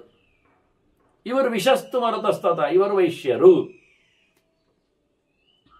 ಅಂತ ಹೇಳ್ತಾನೆ ಭೀಷ್ಮ. ಮತ್ತೆ ಅಶ್ವಿನವತ್ತು ಮತವು ಶೂದ್ರವು, ಅದಕ್ಕೋಸ್ಕರ ನಾನು ಅಶ್ವಿನಿಗಳ ಬಗ್ಗೆ ಮಾತಾಡಿದ್ದು ಅಂತ ಭೀಷ್ಮರು ಗೊತ್ತಾಗುತ್ತೆ. ಸೂರ್ಯನಿಂದ ಹುಟ್ಟಿದವರು, ಸೂರ್ಯನದ್ದೇ ಸಂಜ್ಞ. ಬಿಸಿ ಹೆಚ್ಚಾಯಿತು ಅಂತೇಳಿ ನೆರಳನ್ನು ನಿಲ್ಲಿಸಿ ಹೋದವಳು. ಹಾಗಾಗಿ ಸಂಜ್ಞಾಳಲ್ಲಿ ಹುಟ್ಟಿದ್ದು ಇದ್ರು ಜನ, ಯಮ ಎಲ್ಲ ಇದ್ರು. ಮತ್ತೆ ಶನಿ ಬಂದ, ಛಾಯಾಳಲ್ಲಿ ಹುಟ್ಟಿದಾಗ, ನೆರಳಲ್ಲಿ ಹುಟ್ಟಿದ್ದು ಶನಿ. ಮತ್ತೆ ಈ ಸಂಜೆ ಹೋಗಿ ಕುರುಕ್ಷೇತ್ರದಲ್ಲಿ ಕುದುರೆಯಾಗಿ ತಿರುಗಿದ್ದು ಗೊತ್ತಾಗಿ ಮಾವನ ಮನೆ ಹೋದ ಮೊದಲಿಗೆ ಸೂರ್ಯ. ಇವಳು ಮೊದಲು ತಾಯಿ ಮನೆಗೆ ಹೋದ್ಲು ಸಂಜ್ಞ. ಆಗ ಅವನು ಕಳಿಸಿದ ಹಿಂದೆ, ಗಂಡನ ಮನೆ ಬಿಟ್ಟು ಬರಲಿಕ್ಕೆ, ತಾಯಿ ಮನೆಯಲ್ಲಿ ಇಟ್ಕೊಳ್ಳಿಕ್ಕೆ ನಮಗೆ ಅಧಿಕಾರ ಇಲ್ಲ ಅಂತ. ಹಾಗಾಗಿ ತಪ್ಪಿಸಿಕೊಂಡವಳು ಕುರುಕ್ಷೇತ್ರಕ್ಕೆ ಹೋದದ್ದು. ಸೂರ್ಯನು ಬಂದವನು ತಂದೆ ಮನೆಯಲ್ಲಿ ಕೇಳಿಬಿಟ್ಟ, ಮಾವನ ಮನೆಗೆ ಬಂದ. ಎಲ್ಲಿ ಮಗಳು? ನಾನು ಹಿಂದೆ ಆವತ್ತೇ ಕಳಿಸಿಬಿಟ್ಟಿದ್ದೇನೆ, ನಾನಿಲ್ಲಿ ಅವಕಾಶ ಕೊಟ್ಟಿಲ್ಲ ಅಂದ. ಗುಡ್. ಹಾಗಾಗಿ ಹುಡುಕಿ ಕುರುಕ್ಷೇತ್ರದಲ್ಲಿ ಕುದುರೆಯಾಗಿದ್ದದ್ದು ನೋಡಿ ತಾನು ಕುದುರೆಯಾಗಿ ಬಂದು ಅದರ ಮೇಲೆ ಹಾರುತ್ತಾನೆ. ಕುದುರೆಗಳನ್ನು ಪ್ರೀತಿ ಮಾಡುವ ಕತೆ ಇಲ್ವಾ ಹಾಗೆ. ಅವಳಿದು ಯಾವುದೋ ಬೇರೆ ಕುದುರೆ ಅಂತೇಳಿ ಅವನನ್ನು ಒಪ್ಪುವುದಿಲ್ಲ. ಆದರೆ ಅದು ಮತ್ತೆ ಗೊತ್ತಾಯಿತು ತನ್ನ ಇನಿಯ ಅಂತಲೇ. ಹಾಗಾಗಿ ತನ್ನ ಗರ್ಭವನ್ನು ಅವಳು ಮೂಗಿನಿಂದ ಹಡೆದಿದ್ದಾಳೆ, ಕೊಟ್ಟಿದ್ದಾಳೆ. ಹೀಗಾಗಿ ಅಶ್ವಿನಿಗಳು ಮೂಗಿನಿಂದ ಬಂದವರು, ನಾಸತ್ಯದಸ್ತ್ರರು, ಮೂಗಿಗೆ ಅಭಿಮಾನಿ ದೇವತೆಗಳಾಗಿ, ದೇವತೆಗಳ ವೈದ್ಯರಾಗಿ ನಿಂತವರು. ಅದೊಂದು ದೊಡ್ಡ ಕತೆ ಅವರಿಗೆ. ಮತ್ತೆ ಆಹುತಿ ಕೊಡಬೇಕು ಬೇಡವೆ ಎನ್ನುವುದು ಕೊಟ್ಟದ್ದು ವ್ಯವಸ್ಥೆ ಸೋಬರಿ ಇವ ಮಾಡಿದ ಕತೆ, ಚವನನ ವ್ಯವಸ್ಥೆಯಲ್ಲಿ ಬಂದ ಕತೆ ಎಲ್ಲ ಮುಂದಕ್ಕೆ. ಹಾಗಿಲ್ಲ ಅಶ್ವಿನಿಗಳು ಯಾರು ಕೇಳಿದರೆ ಅವರು ಶೂದ್ರ ವೈದ್ಯರು. ಅಂದರೆ ವೈದ್ಯರು ಶೂದ್ರ ಜಾತಿಯಲ್ಲಿ ಇರಬೇಕಾದವರು, ಕೆಲಸ ಮಾಡುವವರು. ಕಾಡಿಗೆ ಹೋಗಿ ಮಧು ತರಲಿಕ್ಕುಂಟು, ಅರೆದು ಕಟ್ಟಲಿಕ್ಕುಂಟು, ಅವರು ಕೊಟ್ಟದ್ದು ಕುಡಿಲಿಕ್ಕುಂಟು. ಮತ್ತೆ ನಾನು ಬ್ರಾಹ್ಮಣ, ಕಷಾಯ ಇರುವುದಲ್ಲಿ ಅವ್ರಿಗೆಲ್ಲ ನಾನು ಹೇಳಿದಲ್ಲಿ ಎಲ್ಲ ಕೆಲಸ ಎಲ್ಲರಿಂದ ಆಗುವುದಿಲ್ಲ ಅಂತ. ಬ್ರಾಹ್ಮಣ ಅವನು ವೇದ ಓದಲಿಕ್ಕೆ, ಪಾರಾಯಣ ಮಾಡಲಿಕ್ಕೆ, ಪೂಜೆ ಮಾಡಲಿಕ್ಕೆ, ದೇವರನ್ನು ಸಂತೈಸಿಕೊಳ್ಳಲಿಕ್ಕೆ, ಅದರಿಂದ ಉಳಿದವರಿಗೆಲ್ಲ ಅದರ ಕ್ರೆಡಿಟ್ ಕೊಡಲಿಕ್ಕೆ. ಅವ ತೀರ್ಥ ಮಾಡಿ ಪ್ರಸಾದ ಮಾಡಿದ್ದಾನೆ, ಉಳಿದವರಿಗೆಲ್ಲ ಹಂಚುವ ಮೂಲಕ ಅವರಿಗೆಲ್ಲ ದೊಡ್ಡ ಸಂಗತಿ ಆಯಿತು. ಕಾಡಿಗೆ ಹೋಗಿ ಕಟ್ಟಿಗೆ ತಂದವ ಅಡುಗೆ ಮಾಡಿ ಹೋಮ ಮಾಡಿದ್ದರಿಂದ ಅಲ್ಲಿ ಮಾಡಿದ ಊಟವನ್ನು ಅವನಿಗೆ ಪ್ರಸಾದ ಕೊಡೋದ್ರಿಂದ ಅವನಿಗೆ ಧರ್ಮಕ್ಕೆ ಲಾಭ ಆಗಲಿಲ್ವ, ಉದ್ಧಾರ ಆಗಲಿಲ್ಲವ. ಇವ ಪೂಜೆ ಮಾಡೋದ್ರಿಂದ ಉದ್ಧಾರ ಆದ, ಅವನು ಪ್ರಸಾದದಿಂದ ಉದ್ಧಾರ ಆಗ್ತಾನೆ, ಅದಕ್ಕೆ ಅನುವು ಮಾಡಿಕೊಟ್ಟದ್ದಕ್ಕಾಗ್ತಾನೆ. ಇಲ್ಲ ಹೇಳಿದ್ರೆ ಹೇಗೆ, ಅವರಿಗೆ ಎಲ್ಲಿ ಉಂಟು ಮತ್ತೆ ಲಾಭ? ಕಟ್ಟಿಗೆ ಮಾರುವವನಿಗೆ ಕಟ್ಟಿಗೆಗೆ ದುಡ್ಡು ಕೊಟ್ಟು ಬಿಟ್ರೆ, ಇನ್ನು ನೀರಿಲ್ಲ, ಊಟ ಇಲ್ಲ, ಪ್ರಸಾದ ಇಲ್ಲ ಹೇಳಿದರೆ ಅವನಿಗೇನು ಬಂತು? ದುಡ್ಡು ಬೇಡ ಸ್ವಾಮಿ, ಪ್ರಸಾದ ಕೊಡಿ, ಊಟ ಹಾಕಿ, ನನ್ನ ಕಟ್ಟಿಗೆಯಲ್ಲಿ ಬೇಯಿಸಿ ದೇವರಿಗೆ ಸಮರ್ಪಣೆ ಮಾಡಿ, ನನ್ನ ಕಟ್ಟಿಗೆಯಲ್ಲಿ ಯಜ್ಞ ಮಾಡಿ ಪ್ರಸಾದ ಕೊಡಿ. ಯಜ್ಞಶಿಷ್ಟ ಆಸನಸ್ತಂತಹ ಮುಚ್ಚಂತೆ ಸರ್ವಕ್ಕೆಲ್ಲ ವಿಶೇಷ ಕಾಲ ಪಾಪಗಳ ನಿವೃತ್ತಿ ಆಗುತ್ತಲ್ಲ. ಯಜ್ಞಶೇಷ ಊಟ ಮಾಡಿದರೆ ಸ್ವಲ್ಪ ಸಾಕು, ತಟ್ಟೆಯಲ್ಲಿ ಕೊಡಿ. ಏನು ಗಮ್ಮತ್ತು! ಇದು ನಡೆ ಆಗ್ತಾ ಇದ್ದದ್ದು. ಶ್ರಮಕ್ಕೆ ದುಡ್ಡಿಲ್ಲ, ಪ್ರಸಾದಕ್ಕೆ ಬೆಲೆ ಇಲ್ಲ, ಎರಡು ಸರಿಗೆ ಕಂಬೈಂಡ್ ಆಗಿ ಬದುಕ್ತಾ ಇತ್ತು. ಮಾರಾಟಕ್ಕೆ ಬಂದಾಗ ಎಲ್ಲ ಸೋಲಿಕ್ಕೆ ಬಂತು, ಧರ್ಮ ಬದಿಗೆ ಹೋಯಿತು. ಅದೊಬ್ಬರ ಕೈಯಲ್ಲಿ ಮಾತ್ರ ಸೊತ್ತಾಗಿ ಉಳಿದು ಸಂಕಟ ಪಟ್ಟಿತು. ನಾನು ಹೇಳೋದಾದರೆ ಧರ್ಮ ಸಂಕಟಕ್ಕೆ ಒಳಗಾಯಿತು. ಬಹಳ ಹಿಪ್ಪೆ ಮಾಡಿ ಅದರ ಸಿಪ್ಪೆ ಸುಲಿದು ಅದರ ವೇಷವನ್ನು ಹಾಳುಗೆಡಿಸಿ ಏನು ಧರ್ಮ ಅಂತ ಐಡೆಂಟಿಫೈ ಮಾಡಲಿಕ್ಕೆ ಬಾರದಷ್ಟು ದುಸ್ಥಿತಿಯಲ್ಲಿ ಧರ್ಮ ನಿಂತೋಯ್ತು. ಮಾಡಿದ ಕರ್ಮ ಇದೆ. ಎಲ್ಲ ಬೇರೆ ಬೇರೆ ಮಾಡುವ ಮೂಲಕ ಸಿದ್ಧಾಂತಗಳ ಚಿಂತನೆಗಳು ಅವಬೋಧಗಳು ಎಲ್ಲರ ಮನಸ್ಸಿನಲ್ಲಿ ಕೊಡುವಷ್ಟು ಉದಾರತನ ಬಾರದೇ ಇರಲಿಕ್ಕೆ ಕಾರಣ.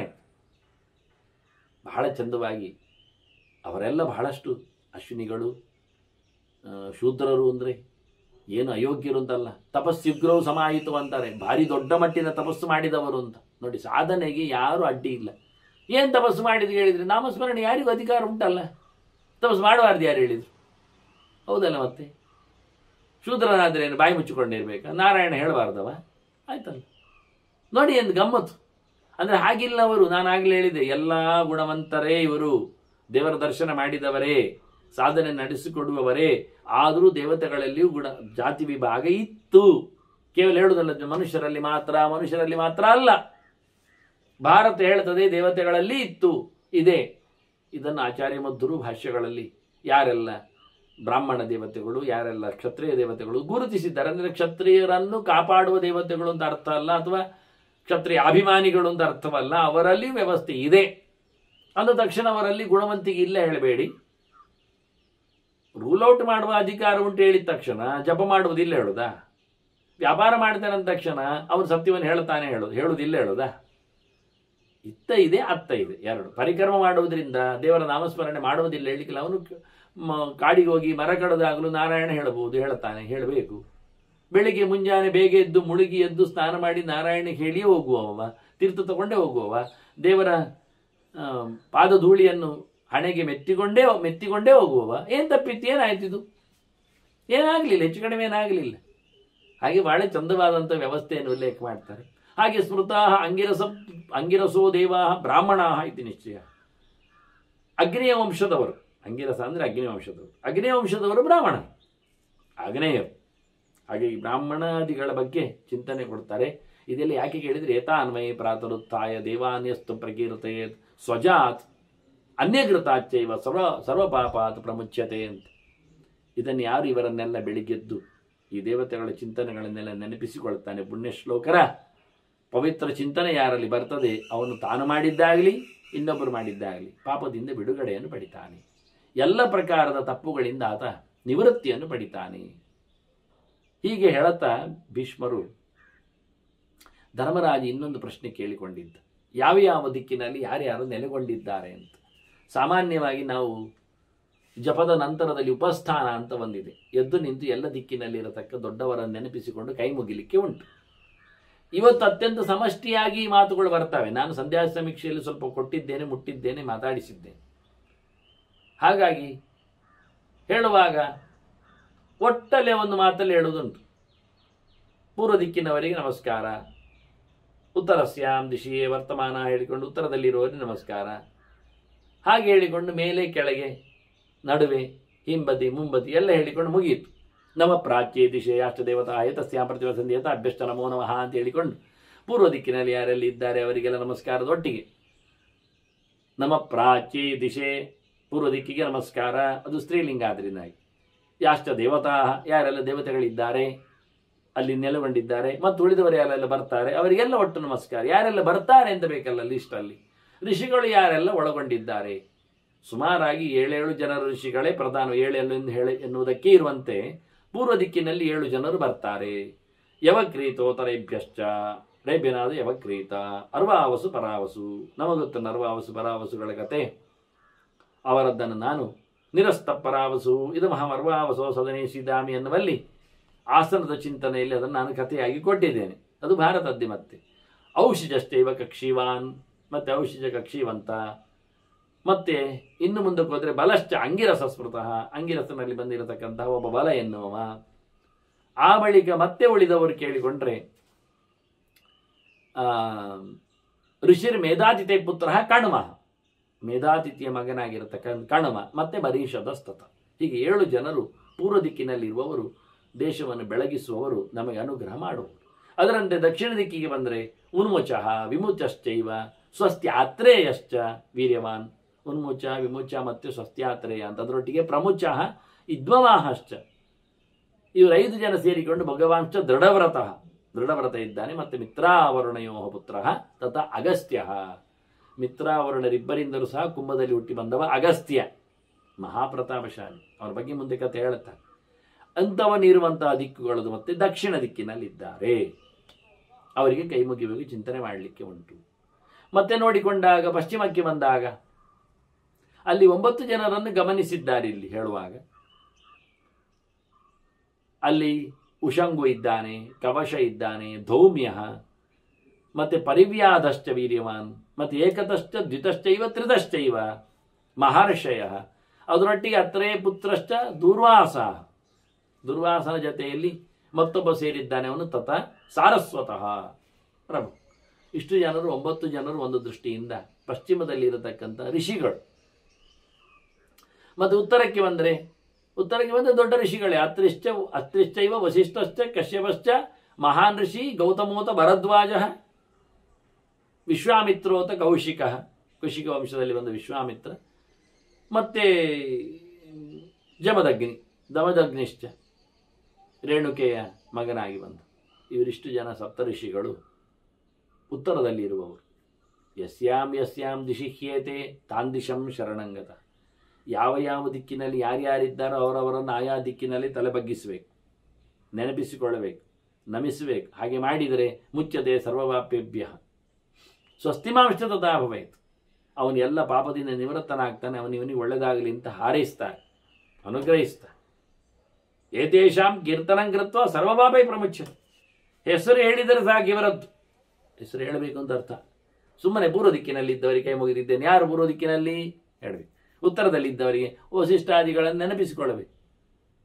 ಹಾಗಾಗಿ ಆಯಾ ದಿಕ್ಕಿನಲ್ಲಿದ್ದವರನ್ನು ನೆನಪಿಸಿಕೊಂಡು ಕೀರ್ತನೆ ಹೇಳಿಕೊಂಡರೆ, ಕೀರ್ತನ ಅಂದರೆ ಹೇಳುವುದು ಅಂತ ಅರ್ಥ. ಮತ್ತು ಕೀರ್ತನ ಅಂದರೆ ತಾಳ ಹಿಡ್ಕೊಂಡು, ಕೈಮೆ ಮಾಡಿಕೊಂಡು, ಕಾಲು ಎತ್ತಿಕೊಂಡು ಕುಣಿದು ಬಿಡುವುದು, ಅದೆಲ್ಲ ಕೀರ್ತನ ಅಂತ ಹೇಳ್ತಾರೆ. ಎಲ್ಲಿ ಕೀರ್ತನ? ಏತೇಷಾಂ ಕೀರ್ತನ ಅಂದರೆ ಏನರ್ಥ? ಕೀರ್ತನ ಅಂದರೆ ತಡೀರಿ, ಮತ್ತೆ ಇಲ್ಲಿ ದೊಡ್ಡ ಕಾಲ್ದೀಪ ದೇವರ ಕೋಣೆದು ತರಲಿಕ್ಕೆ ಉಂಟು, ಮತ್ತೆ ದೇವರಿಗೆ ಬೇಡ ನಮಗೆ. ಅದೇ ಕಾಲ್ದೀಪದ ಮೇಲೆ ಹಾರದ ಪತಂಗ ನೃತ್ಯವ ಅದು. ಎಂದ ಕರ್ಮಕ್ಕೆ ಕಾಲ್ದೀಪ ತಂದು ಸುತ್ತಿಗೆ ಒಂದು ಮತ್ತೆ ಗೆರೆ ಹಾಕಿ ಹೆಜ್ಜೆ ಇಡುವುದಿಲ್ಲ ಅಂತ ಹೇಳಿಬಿಟ್ಟು ಮತ್ತೆ ಕ್ರಮ ಪ್ರಕಾರವಾಗಿ ಇದು ತರಲಿಕ್ಕೆ ಉಂಟು. ಏನು ಸಾಮಾನ್ಯ ಬಟ್ಟೆ, ಕಾಮನ್ ಯೂನಿಫಾರ್ಮ್ ಅಂತ ಹೇಳಿಕೊಂಡು ಇದೆಲ್ಲ ಎಂತ ಕರ್ಮಕ್ಕೆ. ಮತ್ತೆ ಅದರ ಹಿನ್ನೆಲೆಯಲ್ಲಿ ಕೂಗುವವರು ಮತ್ತೆ ಬಡಿಯುವವರೆಲ್ಲ ಇವರು ಗಾಳಿ ಕುಣಿಯೋದು ಮಾತ್ರ ಸ್ಯಾಂಕಿ ಬಿಟ್ರೆ ಹೇಳಿ ಇವರು ಬಾಯಲ್ಲಿ ಹೇಳಲಿಕ್ಕಿಲ್ಲ. ಮತ್ತೆ ಇದು ಕೀರ್ತನ ಆಗುವುದೇ? ಅದೆಲ್ಲ ಪ್ರಯೋಜನ ಇಲ್ಲ ಅಂತಾನೆ. ಏತೇ ನೋಡಿ ಶಬ್ದ ಹಾಕಿ ನೋಡಿ, ಶ್ರವಣಂ ಕೀರ್ತನಂ ಇಷ್ಟ ಎನ್ನುವ ಹಾಗೆ ಹೇಳಿದ್ದು. ಮೊದಲು ಕೇಳು ಮತ್ತೆ ಹೇಳು ಅಂತ. ಏತೇಷಾಂ ಕೀರ್ತನಂ ಕೃತ್ವ, ಇವರ ಹೆಸರು ಹೇಳಿ ಬದುಕಲಿಕ್ಕೆ ಉಂಟು, ಆಗ ಪಾಪದಿಂದ ಹೋಗ್ತದೆ. ಧರ್ಮರಾಜ ಕೇಳ್ತಾನೆ, ನಂಗೆ ಕೃಷ್ಣನ ವೈಭವವನ್ನು ಮತ್ತೆ ಕೇಳಬೇಕಲ್ಲ. ಎಷ್ಟು ಪೂರ ಶ್ರೋತಮಿಚ್ಛಾಮಿ ಕಾರ್ಸ್ನೇನ ಕೃಷ್ಣಂ ಅವ್ಯಯಂ ಈಶ್ವರಂ. ಎಂಥ ಕಮ್ಮಿಯೂ ಇಲ್ಲದ ಕೃಷ್ಣನ ಕತೆ, ಅವನ ಹುಟ್ಟು, ಅವನ ಲೀಲೆ, ಈ ಎಲ್ಲದರ ಬಗ್ಗೆ ನನಗೆ ಪೂರ ಹೇಳಬೇಕು. ಹೇಳಿದ್ರೆ ಇನ್ನೇನು ನೋಡಿ ಮುಗಿಯುವುದುಂಟ. ಅವನು ಕೇಳೋ ಕತೆ ಹೇಳಲಿಕ್ಕೆ ಆಗುವುದಿಲ್ಲ ಪೂರ ಅಂತ ಹೇಳ್ತಾರೆ ಭೀಷ್ಮರು. ಆದರೂ ಕೇಳಬೇಕು. ಹೇಳುವುದು ಕೃಷ್ಣ ಅಂತ ಮೊದಲೇ ಹೇಳಿದ್ದಾನೆ. ಭೀಷ್ಮರು ಹೇಳುವಾಗ ನನಗೆ ಹೇಳಿಕ್ಕೆ ಬರೋದಿಲ್ಲ, ನೀನು ಹೇಳು ನಾನು ಹೇಳಿಸ್ತೇನೆ ಅಂತ. ನಿನ್ನೊಳಗಿದ್ದು ಹೇಳುತ್ತೇನೆ ಅಂತ ಹೇಳಿದ್ದ. ಈಗ ಅವನಲ್ಲೇ ಕೇಳ್ತಾನೆ ಧರ್ಮರಾಜ, ಕೃಷ್ಣನ ಕಥೆ ಹೇಳೋದು ನೋಡಿ, ಒಳಗಿದ್ದ ಅವನದ ಕಥೆ ಹೇಳಬೇಕು. ಎಂಥ ಒಂದು ಸನ್ನಿವೇಶ ನೋಡಿ, ನನಗೆ ಹೇಳಬೇಕಲ್ಲ. ಭೀಷ್ಮರು ಹೇಳುತ್ತಾರೆ, ಅಲ್ಲಯ್ಯ ನನಗೆ ಎಷ್ಟು ಜನ ಎಲ್ಲ ಸಿಕ್ಕಿದ್ದಾರೆ. ನಾನೊಮ್ಮೆ ಬೇಟೆಗೆ ಹೋದದ್ದು. ಭೀಷ್ಮರ ಬೇಟೆ ಯಾವಾಗ ನೋಡಿ ಯೋಚನೆ ಮಾಡಿ, ನನಗೆ ಗೊತ್ತಿಲ್ಲ. ಆಗ ನಾನು ಮಾರ್ಕಂಡೆ ಆಶ್ರಮಕ್ಕೆ ಹೋಗಿದ್ದೆ. ಬೇಟೆಯಾಡುವುದು ಸಹಜ, ಆಟ ಅಲ್ಲ ಅದು. ಅದು ಕ್ರೂರ ಪ್ರಾಣಿಗಳು ಊರಿಗೆ ನುಗ್ಗಿದಾಗ ದೂರಕ್ಕೆ ಓಡಿಸಿಕೊಂಡು ಬರುವುದು, ಇಡುವುದು ಅಷ್ಟೇ. ಹೋಗದೇ ಇದ್ರೆ ಬಡಿಯುವುದು ಅಷ್ಟೇ, ಜಾಸ್ತಿ ಆಗಿದ್ರೆ. ಹಾಗೆ ಇವರು ಮಾಡಿಕೊಂಡಾಗ ಮಾರ್ಕಂಡೆ ಆಶ್ರಮದವರೆಗೆ ಹೋಗಿದ್ದಂತೆ. ಯಾವ ಕಾಲದಲ್ಲಿ ಬೇಟೆಯಾಡಿದ್ನು ಯಾರಿದ್ದಾಗಲೂ ಅಲ್ಲಿ ಸಾವಿರಾರು ಋಷಿಗಳು ಕೂತಿದ್ದಾರಂತೆ ಪಾಠಕ್ಕೆ. ಅಲ್ಲಿ ಕಶ್ಯಪ ಮಾತಾಡ್ತಾ ಇದ್ದಂತೆ. ನೋಡಿ ಎಷ್ಟು ದೊಡ್ಡವ, ಎಲ್ಲಿಯವ ಅಂತ. ಬ್ರಹ್ಮನ ಮಗ, ಮರೀಚಿಯ ಮಗ ಕಶ್ಯಪ. ಬ್ರಹ್ಮನ ಮೊಮ್ಮಗ ಆ ಲೆಕ್ಕಾಚಾರದಲ್ಲಿ, ಭಗವಂತನ ಮರಿಮಗ. ಅವನು ಹೇಳುತ್ತಾ ಇದ್ದ. ಹಾಗೆ ನಾನು ಕೇಳಿದೆ. ಆಗ ಏನಾಯಿತು ಕೇಳಿದವರು ಹೇಳುತ್ತದೆ, ಪುರಾ ದಾನವ ಮುಖ್ಯ ಹಿ ಕ್ರೋಧಲೋಭ ಸಮನ್ವಿತ. ಹಿಂದೆಲ್ಲ ದೈತ್ಯರಿದ್ದಾರಲ್ಲ, ಭಯಂಕರ ಜೋರು, ಸಿಟ್ಟು ಬರಾಬರಿ, ದುಡ್ಡಿನ ಆಸೆ ಕಂಡಾಬಟ್ಟೆ, ಲೋಭ, ಎಲ್ಲಿ ಏನು ಸಿಗ್ತದೆ ಅಂತ ಕಾಯೋದು, ಎಷ್ಟಾದರೂ ಕಡಿಮೆ, ಎಲ್ಲರದ್ದು ಬೇಕೆ. ಮತ್ತೆ ತನಗುಂಟಲ್ಲ, ಬಾಯಿ ಮುಚ್ಚುವುದಿಲ್ಲ, ಅವನಿಗುಂಟಲ್ಲ, ಇರ್ಲಿ ಮಾರ, ಅಲ್ಲ ಅವನು ನನಗೆ ಬೇಕು, ಮತ್ತೆ ಅವನಿಗೆ ಬೇಡ, ಬದುಕುವುದು ಬೇಡ. ಯಾರು ಬದುಕಲೂ ಬಾರದು, ಎಲ್ಲ ಸೊತ್ತುಗಳವರಿಗೆ ಬೇಕು. ಸಿಗದಿದ್ದರೆ ಸಿಟ್ಟು, ಸಿಟ್ಟಿನ ಕೈಯಲ್ಲಿ ಆಯುಧಗಳು, ಆಯುಧ ಬಂದಾಗ ಸಂಹಾರ, ಇನ್ನೊಬ್ಬರ ಮುಗಿಸೇ ಬಿಡು. ಈ ನಮೂನೆ, ಈ ರೀತಿಯಾಗಿ ಎಷ್ಟು ಜನ ಕೂತಿದ್ರು. ಎಲ್ಲ ಬಲೇನ ಮತ್ತಾಹ ಶತಶಃ ನರಕಾದ್ಯಾಹ ಮಹಾಸುರಾಹ. ಯುದ್ಧ ಯುದ್ಧ ಯುದ್ಧ, ಭಯಂಕರ ಬಲ, ಹಾರಾಟ ಹೋರಾಟ. ಅದಕ್ಕಾಗಿ ಯುದ್ಧ ಪ್ರಿಯರೇ, ಯುದ್ಧ ದುರ್ಮದಾಹ. ಸೊಕ್ಕಿನ ಯುದ್ಧ ಮಾಡುವ ಮೂಲಕ ಎದುರಂಗಡಿ ಯಾರು, ಎದು ಬಿದ್ದವರು ಯಾರು, ಬಿದ್ದೋಗುವರು ಯಾರು? ದೇವತೆಗಳೇ, ಮತ್ತೆಂತ. ನ ಸಹಂತೆ ಸ್ಮ ದೇವಾನಾಂ ಸಮೃದ್ಧಿಂ ತಾಮ್ ಅನುತ್ತಮಾಂ. ದೇವತೆಗಳಲ್ಲಿ ಇರತಕ್ಕಂಥ ದೊಡ್ಡ ಸ್ಥಿತಿಯನ್ನೆಲ್ಲ ಹೋಗ್ತಾ ಇರಲಿಲ್ಲ. ಅವರ ಸಂಪತ್ತು, ಅವರ ದೌಲತ್ತು, ಅವರ ಅಧಿಕಾರ, ಅವರ ವ್ಯಕ್ತಿತ್ವ, ಅವರ ಚೆಲುವು ಎಲ್ಲವೂ ಅವರಿಗಾಗುವುದಿಲ್ಲ. ಟೋಟಲಿ ದೇವತೆಗಳ ಮೇಲಿನ ಈರ್ಷ್ಯೆ, ಅಸಮಾಧಾನ, ಅದರಿಂದಲೇ ದೈತ್ಯರು ಕೊಬ್ಬಿ ಹೋರಾಟ ಮಾಡಿ ಹೊಡೆದಾಟ ನಡೆಸಿ ಹಿಂಸ್ರ ಪ್ರಾಣಿಗಳಾಗಿ ಬಿಟ್ಟಿದ್ದಾರೆ ಅವರು. ಅದರಲ್ಲಿಯೂ ಹಿರಣ್ಯಾಕ್ಷ ಆ ಕಾಲದಲ್ಲಿ ನಿಯುತಂ ವತ್ಸರಾಣ ಅಂತೂ ವಾಯುಭಕ್ಷ ಅಭವತ್ತದ.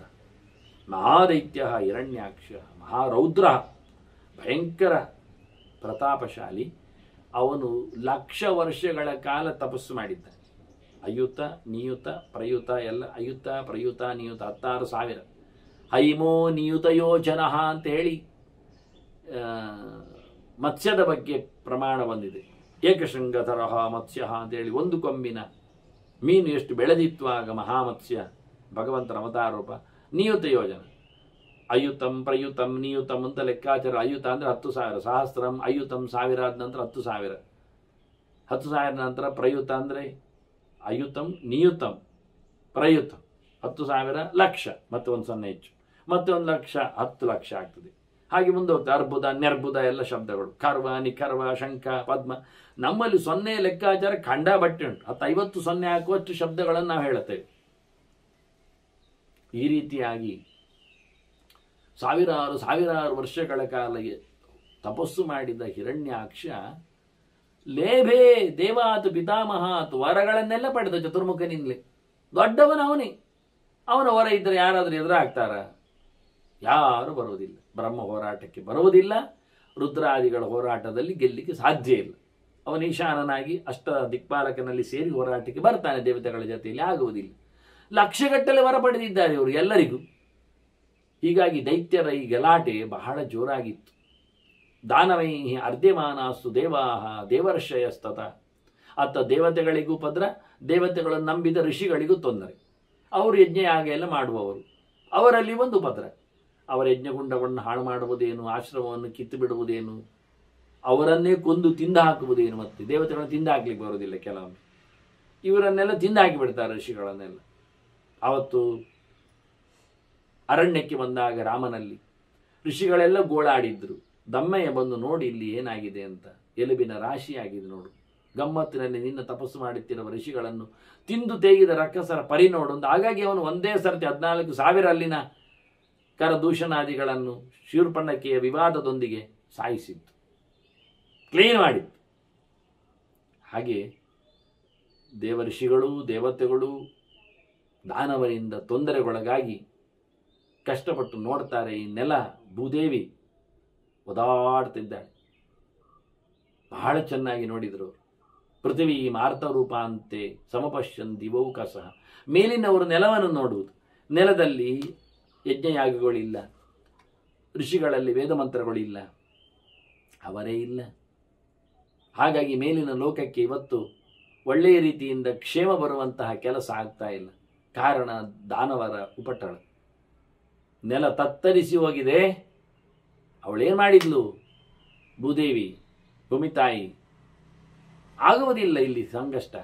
ಗೃಹೀತ್ವ ಪೃಥ್ವೀ ದೇವಿ ಪಾತಾಳೆ ನ್ಯವಸತ್ತದ, ಒಂದು ಮೂಲೆಯಲ್ಲಿ ಅಡಗಿ ಕೂತ್ಲಂತೆ, ನೆಲದ ಅಡಿಗೆ ಹೋಗಿ ಪಾತಾಳದಲ್ಲಿ. ಎಂತ ತಗೊಂಡೋದ್ಲು ಅವಳು? ಔಷಧಿಗಳನ್ನೆಲ್ಲ ತಗೊಂಡೋದ್ಲಂತೆ. ಯಜ್ಞ ಯಾಗಗಳಿಗೆ ಬೇಕಾದ್ದು ವನಸ್ಪತಿ ಔಷಧಿಗಳು. ಆ ಔಷಧಿಗಳನ್ನು ಅಥವಾ ಮರಗಿಡಗಳನ್ನು ತಿಂದು, ಹುಲ್ಲು ಇದನ್ನೆಲ್ಲ ತಿಂದು ದನ ಹಾಲು ಕೊಡುವಂಥದ್ದು. ಈಗ ದನಕ್ಕೆ ಹಸಿ ಹುಲ್ಲುಗಳು ಇಲ್ಲ, ಅದು ಹಾಲು ಕೊಡುವುದಿಲ್ಲ, ಆಜ್ಯ ಮಾಡಲಿಕ್ಕೆ, ತುಪ್ಪ ಮಾಡಲಿಕ್ಕೆ ಆಗುವುದಿಲ್ಲ, ಅಗ್ನಿ ಹೊತ್ತ ನಡೆಯುವುದಿಲ್ಲ, ವನಸ್ಪತಿಗಳಿಲ್ಲ, ಕಡ್ಡಿ ವ್ಯವಸ್ಥೆಗಳು ಇಲ್ಲ, ಸಮಿತಿಗಳು ಇಲ್ಲ, ಯಜ್ಞಕ್ಕೆ ಬೇಕಾಗಿರುವ ಸೊತ್ತುಗಳು, ಅಕ್ಕಿ ಅಥವಾ ಗೋಧಿ ಇಂದು ಮುಂತಾದ ಯಾವುದೇ ಧಾನ್ಯಗಳು ಇಲ್ಲ. ನೆಲ ಅದನ್ನು ಮಾಡ್ತಾ ಇಲ್ಲ, ಅದೆಲ್ಲ ತಗೊಂಡೋಗಿದೆ, ಅದರ ಸತ್ವವನ್ನೆಲ್ಲ ಹರಿದುಕೊಂಡೋಗಿದೆ. ಆಗುವಂಥದ್ದು ಯಜ್ಞಯಾಗಗಳಿಗೆ ಬೇಕಾದ ದ್ರವ್ಯಗಳು, ಆಗುವಂಥದ್ದು ಅದಕ್ಕೆ ಸಂಬಂಧಪಟ್ಟಂತೆ ದನ ವ್ಯವಸ್ಥೆ. ಔಷಧಿ ಹೋದ ನಂತರ ಯಜ್ಞ ಆಗಿಲ್ಲ ಅಂತಾದರೆ ವೇದ ಮಂತ್ರಗಳು ಇಲ್ಲ. ಯಜ್ಞಕ್ಕೆ ಉಪಯೋಗಿ ಆಗುವುದು ವೇದಗಳು, ವೇದಕ್ಕೋಸ್ಕರ ಅಧ್ಯಯನ ಇಲ್ಲ, ಓದಿಲ್ಲ, ಓದಿನಿಂದ ಬಂದಿರತಕ್ಕಂಥ ವೇದಗಳಿಲ್ಲ, ವೇದಗಳ ಉಪಯೋಗಿಯಾಗಿ ಯಜ್ಞಗಳಿಲ್ಲ, ಯಜ್ಞಕ್ಕೆ ಸಂಬಂಧಪಟ್ಟಂತೆ ವನಸ್ಪತಿಗಳಿಲ್ಲ, ಅದಕ್ಕೆ ಅನುಗುಣವಾಗಿ ಆಜ್ಯಾದಿಗಳನ್ನು ಕೊಡುವಂತೆ ವನಸ್ಪತಿ ಇಲ್ಲದಿದ್ದಾಗಿ ದನಗಳ ಕಥೆಯೂ ಇಲ್ಲ. ಟೋಟಲಿ ನೆಲದಲ್ಲಿ ಕಥೆ ಇಲ್ಲ, ಕೆಲಸ ಇಲ್ಲ. ಅವಳ ಎಸ್ಕೇಪ್ ಶಕ್ತಿ ಸಮೇತವಾಗಿ ನೆಲದ ಒಡತಿ ಕಾಣದಂತೆ ತಪ್ಪಿಸಿಕೊಂಡಿದ್ದಾಳೆ. ಈ ನೆಲೆಯಲ್ಲಿ ಏನು ದೇವರ ವೈಭವಗಳು, ಅವತಾರಗಳು ಹೇಗಾಗಿವೆ? ನಾವೀಗಾಗಲೇ ಹಿರಣ್ಯಾಕ್ಷನ ತಪಸ್ಸು ಕೇಳಿದ್ದೇವೆ. ಅದರಿಂದ ಹಿರಣ್ಯಾಕ್ಷನ ದೌಲತ್ತಿನಲ್ಲಿ ಮೊದಲೇ ನೆಲ ತತ್ತರಿಸಿದೆ. ಇನ್ನವನ ಮರ್ಜಿ, ಅವನ ಕತೆ, ಅವನ ಗಲಾಟೆ, ಅವನೇ ನೆಲವನ್ನು ತನ್ನ ಸಾಮ್ರಾಜ್ಯದಲ್ಲಿ ಇಟ್ಟುಕೊಳ್ಳುವ ಬಗೆ, ಇವೆಲ್ಲದರ ಕಥೆಯನ್ನು ಕೃಷ್ಣನ ಕಥೆ ಕೇಳುವಾಗ ಅಂದಾಗ ಕೃಷ್ಣೇನ ಶತಬಾಹುನ ಅಂತ ಹೇಳಿ ಈ ನೆಲವನ್ನು ಉದ್ಧಾರ ಮಾಡಿದ ಚರಿತೆ ಅದು ಕೃಷ್ಣನದ್ದೇ. 100 ಕೈಗಳಿಂದ ಭಗವಂತ ಈ ಭೂಮಿಯನ್ನು ಎತ್ತಿ ಹಿಡಿದಿದ್ದಾನೆ ಅನ್ನೋ ಚಿಂತನೆಗಾಗಿ ಇದರ ಹಿನ್ನೆಲೆಯನ್ನು ಕೊಟ್ಟಿದ್ದಾರೆ ಭೀಷ್ಮರು. ಅದರ ಕಥೆಯನ್ನು ಮತ್ತೆ ನಾವು ಮುಂದುವರಿಸಿ ಕೇಳುವ. ವಂದನೆಗಳೊಂದಿಗೆ ಶ್ರೀಕೃಷ್ಣ. ನಾರಾಯಣ ನಾರಾಯಣ.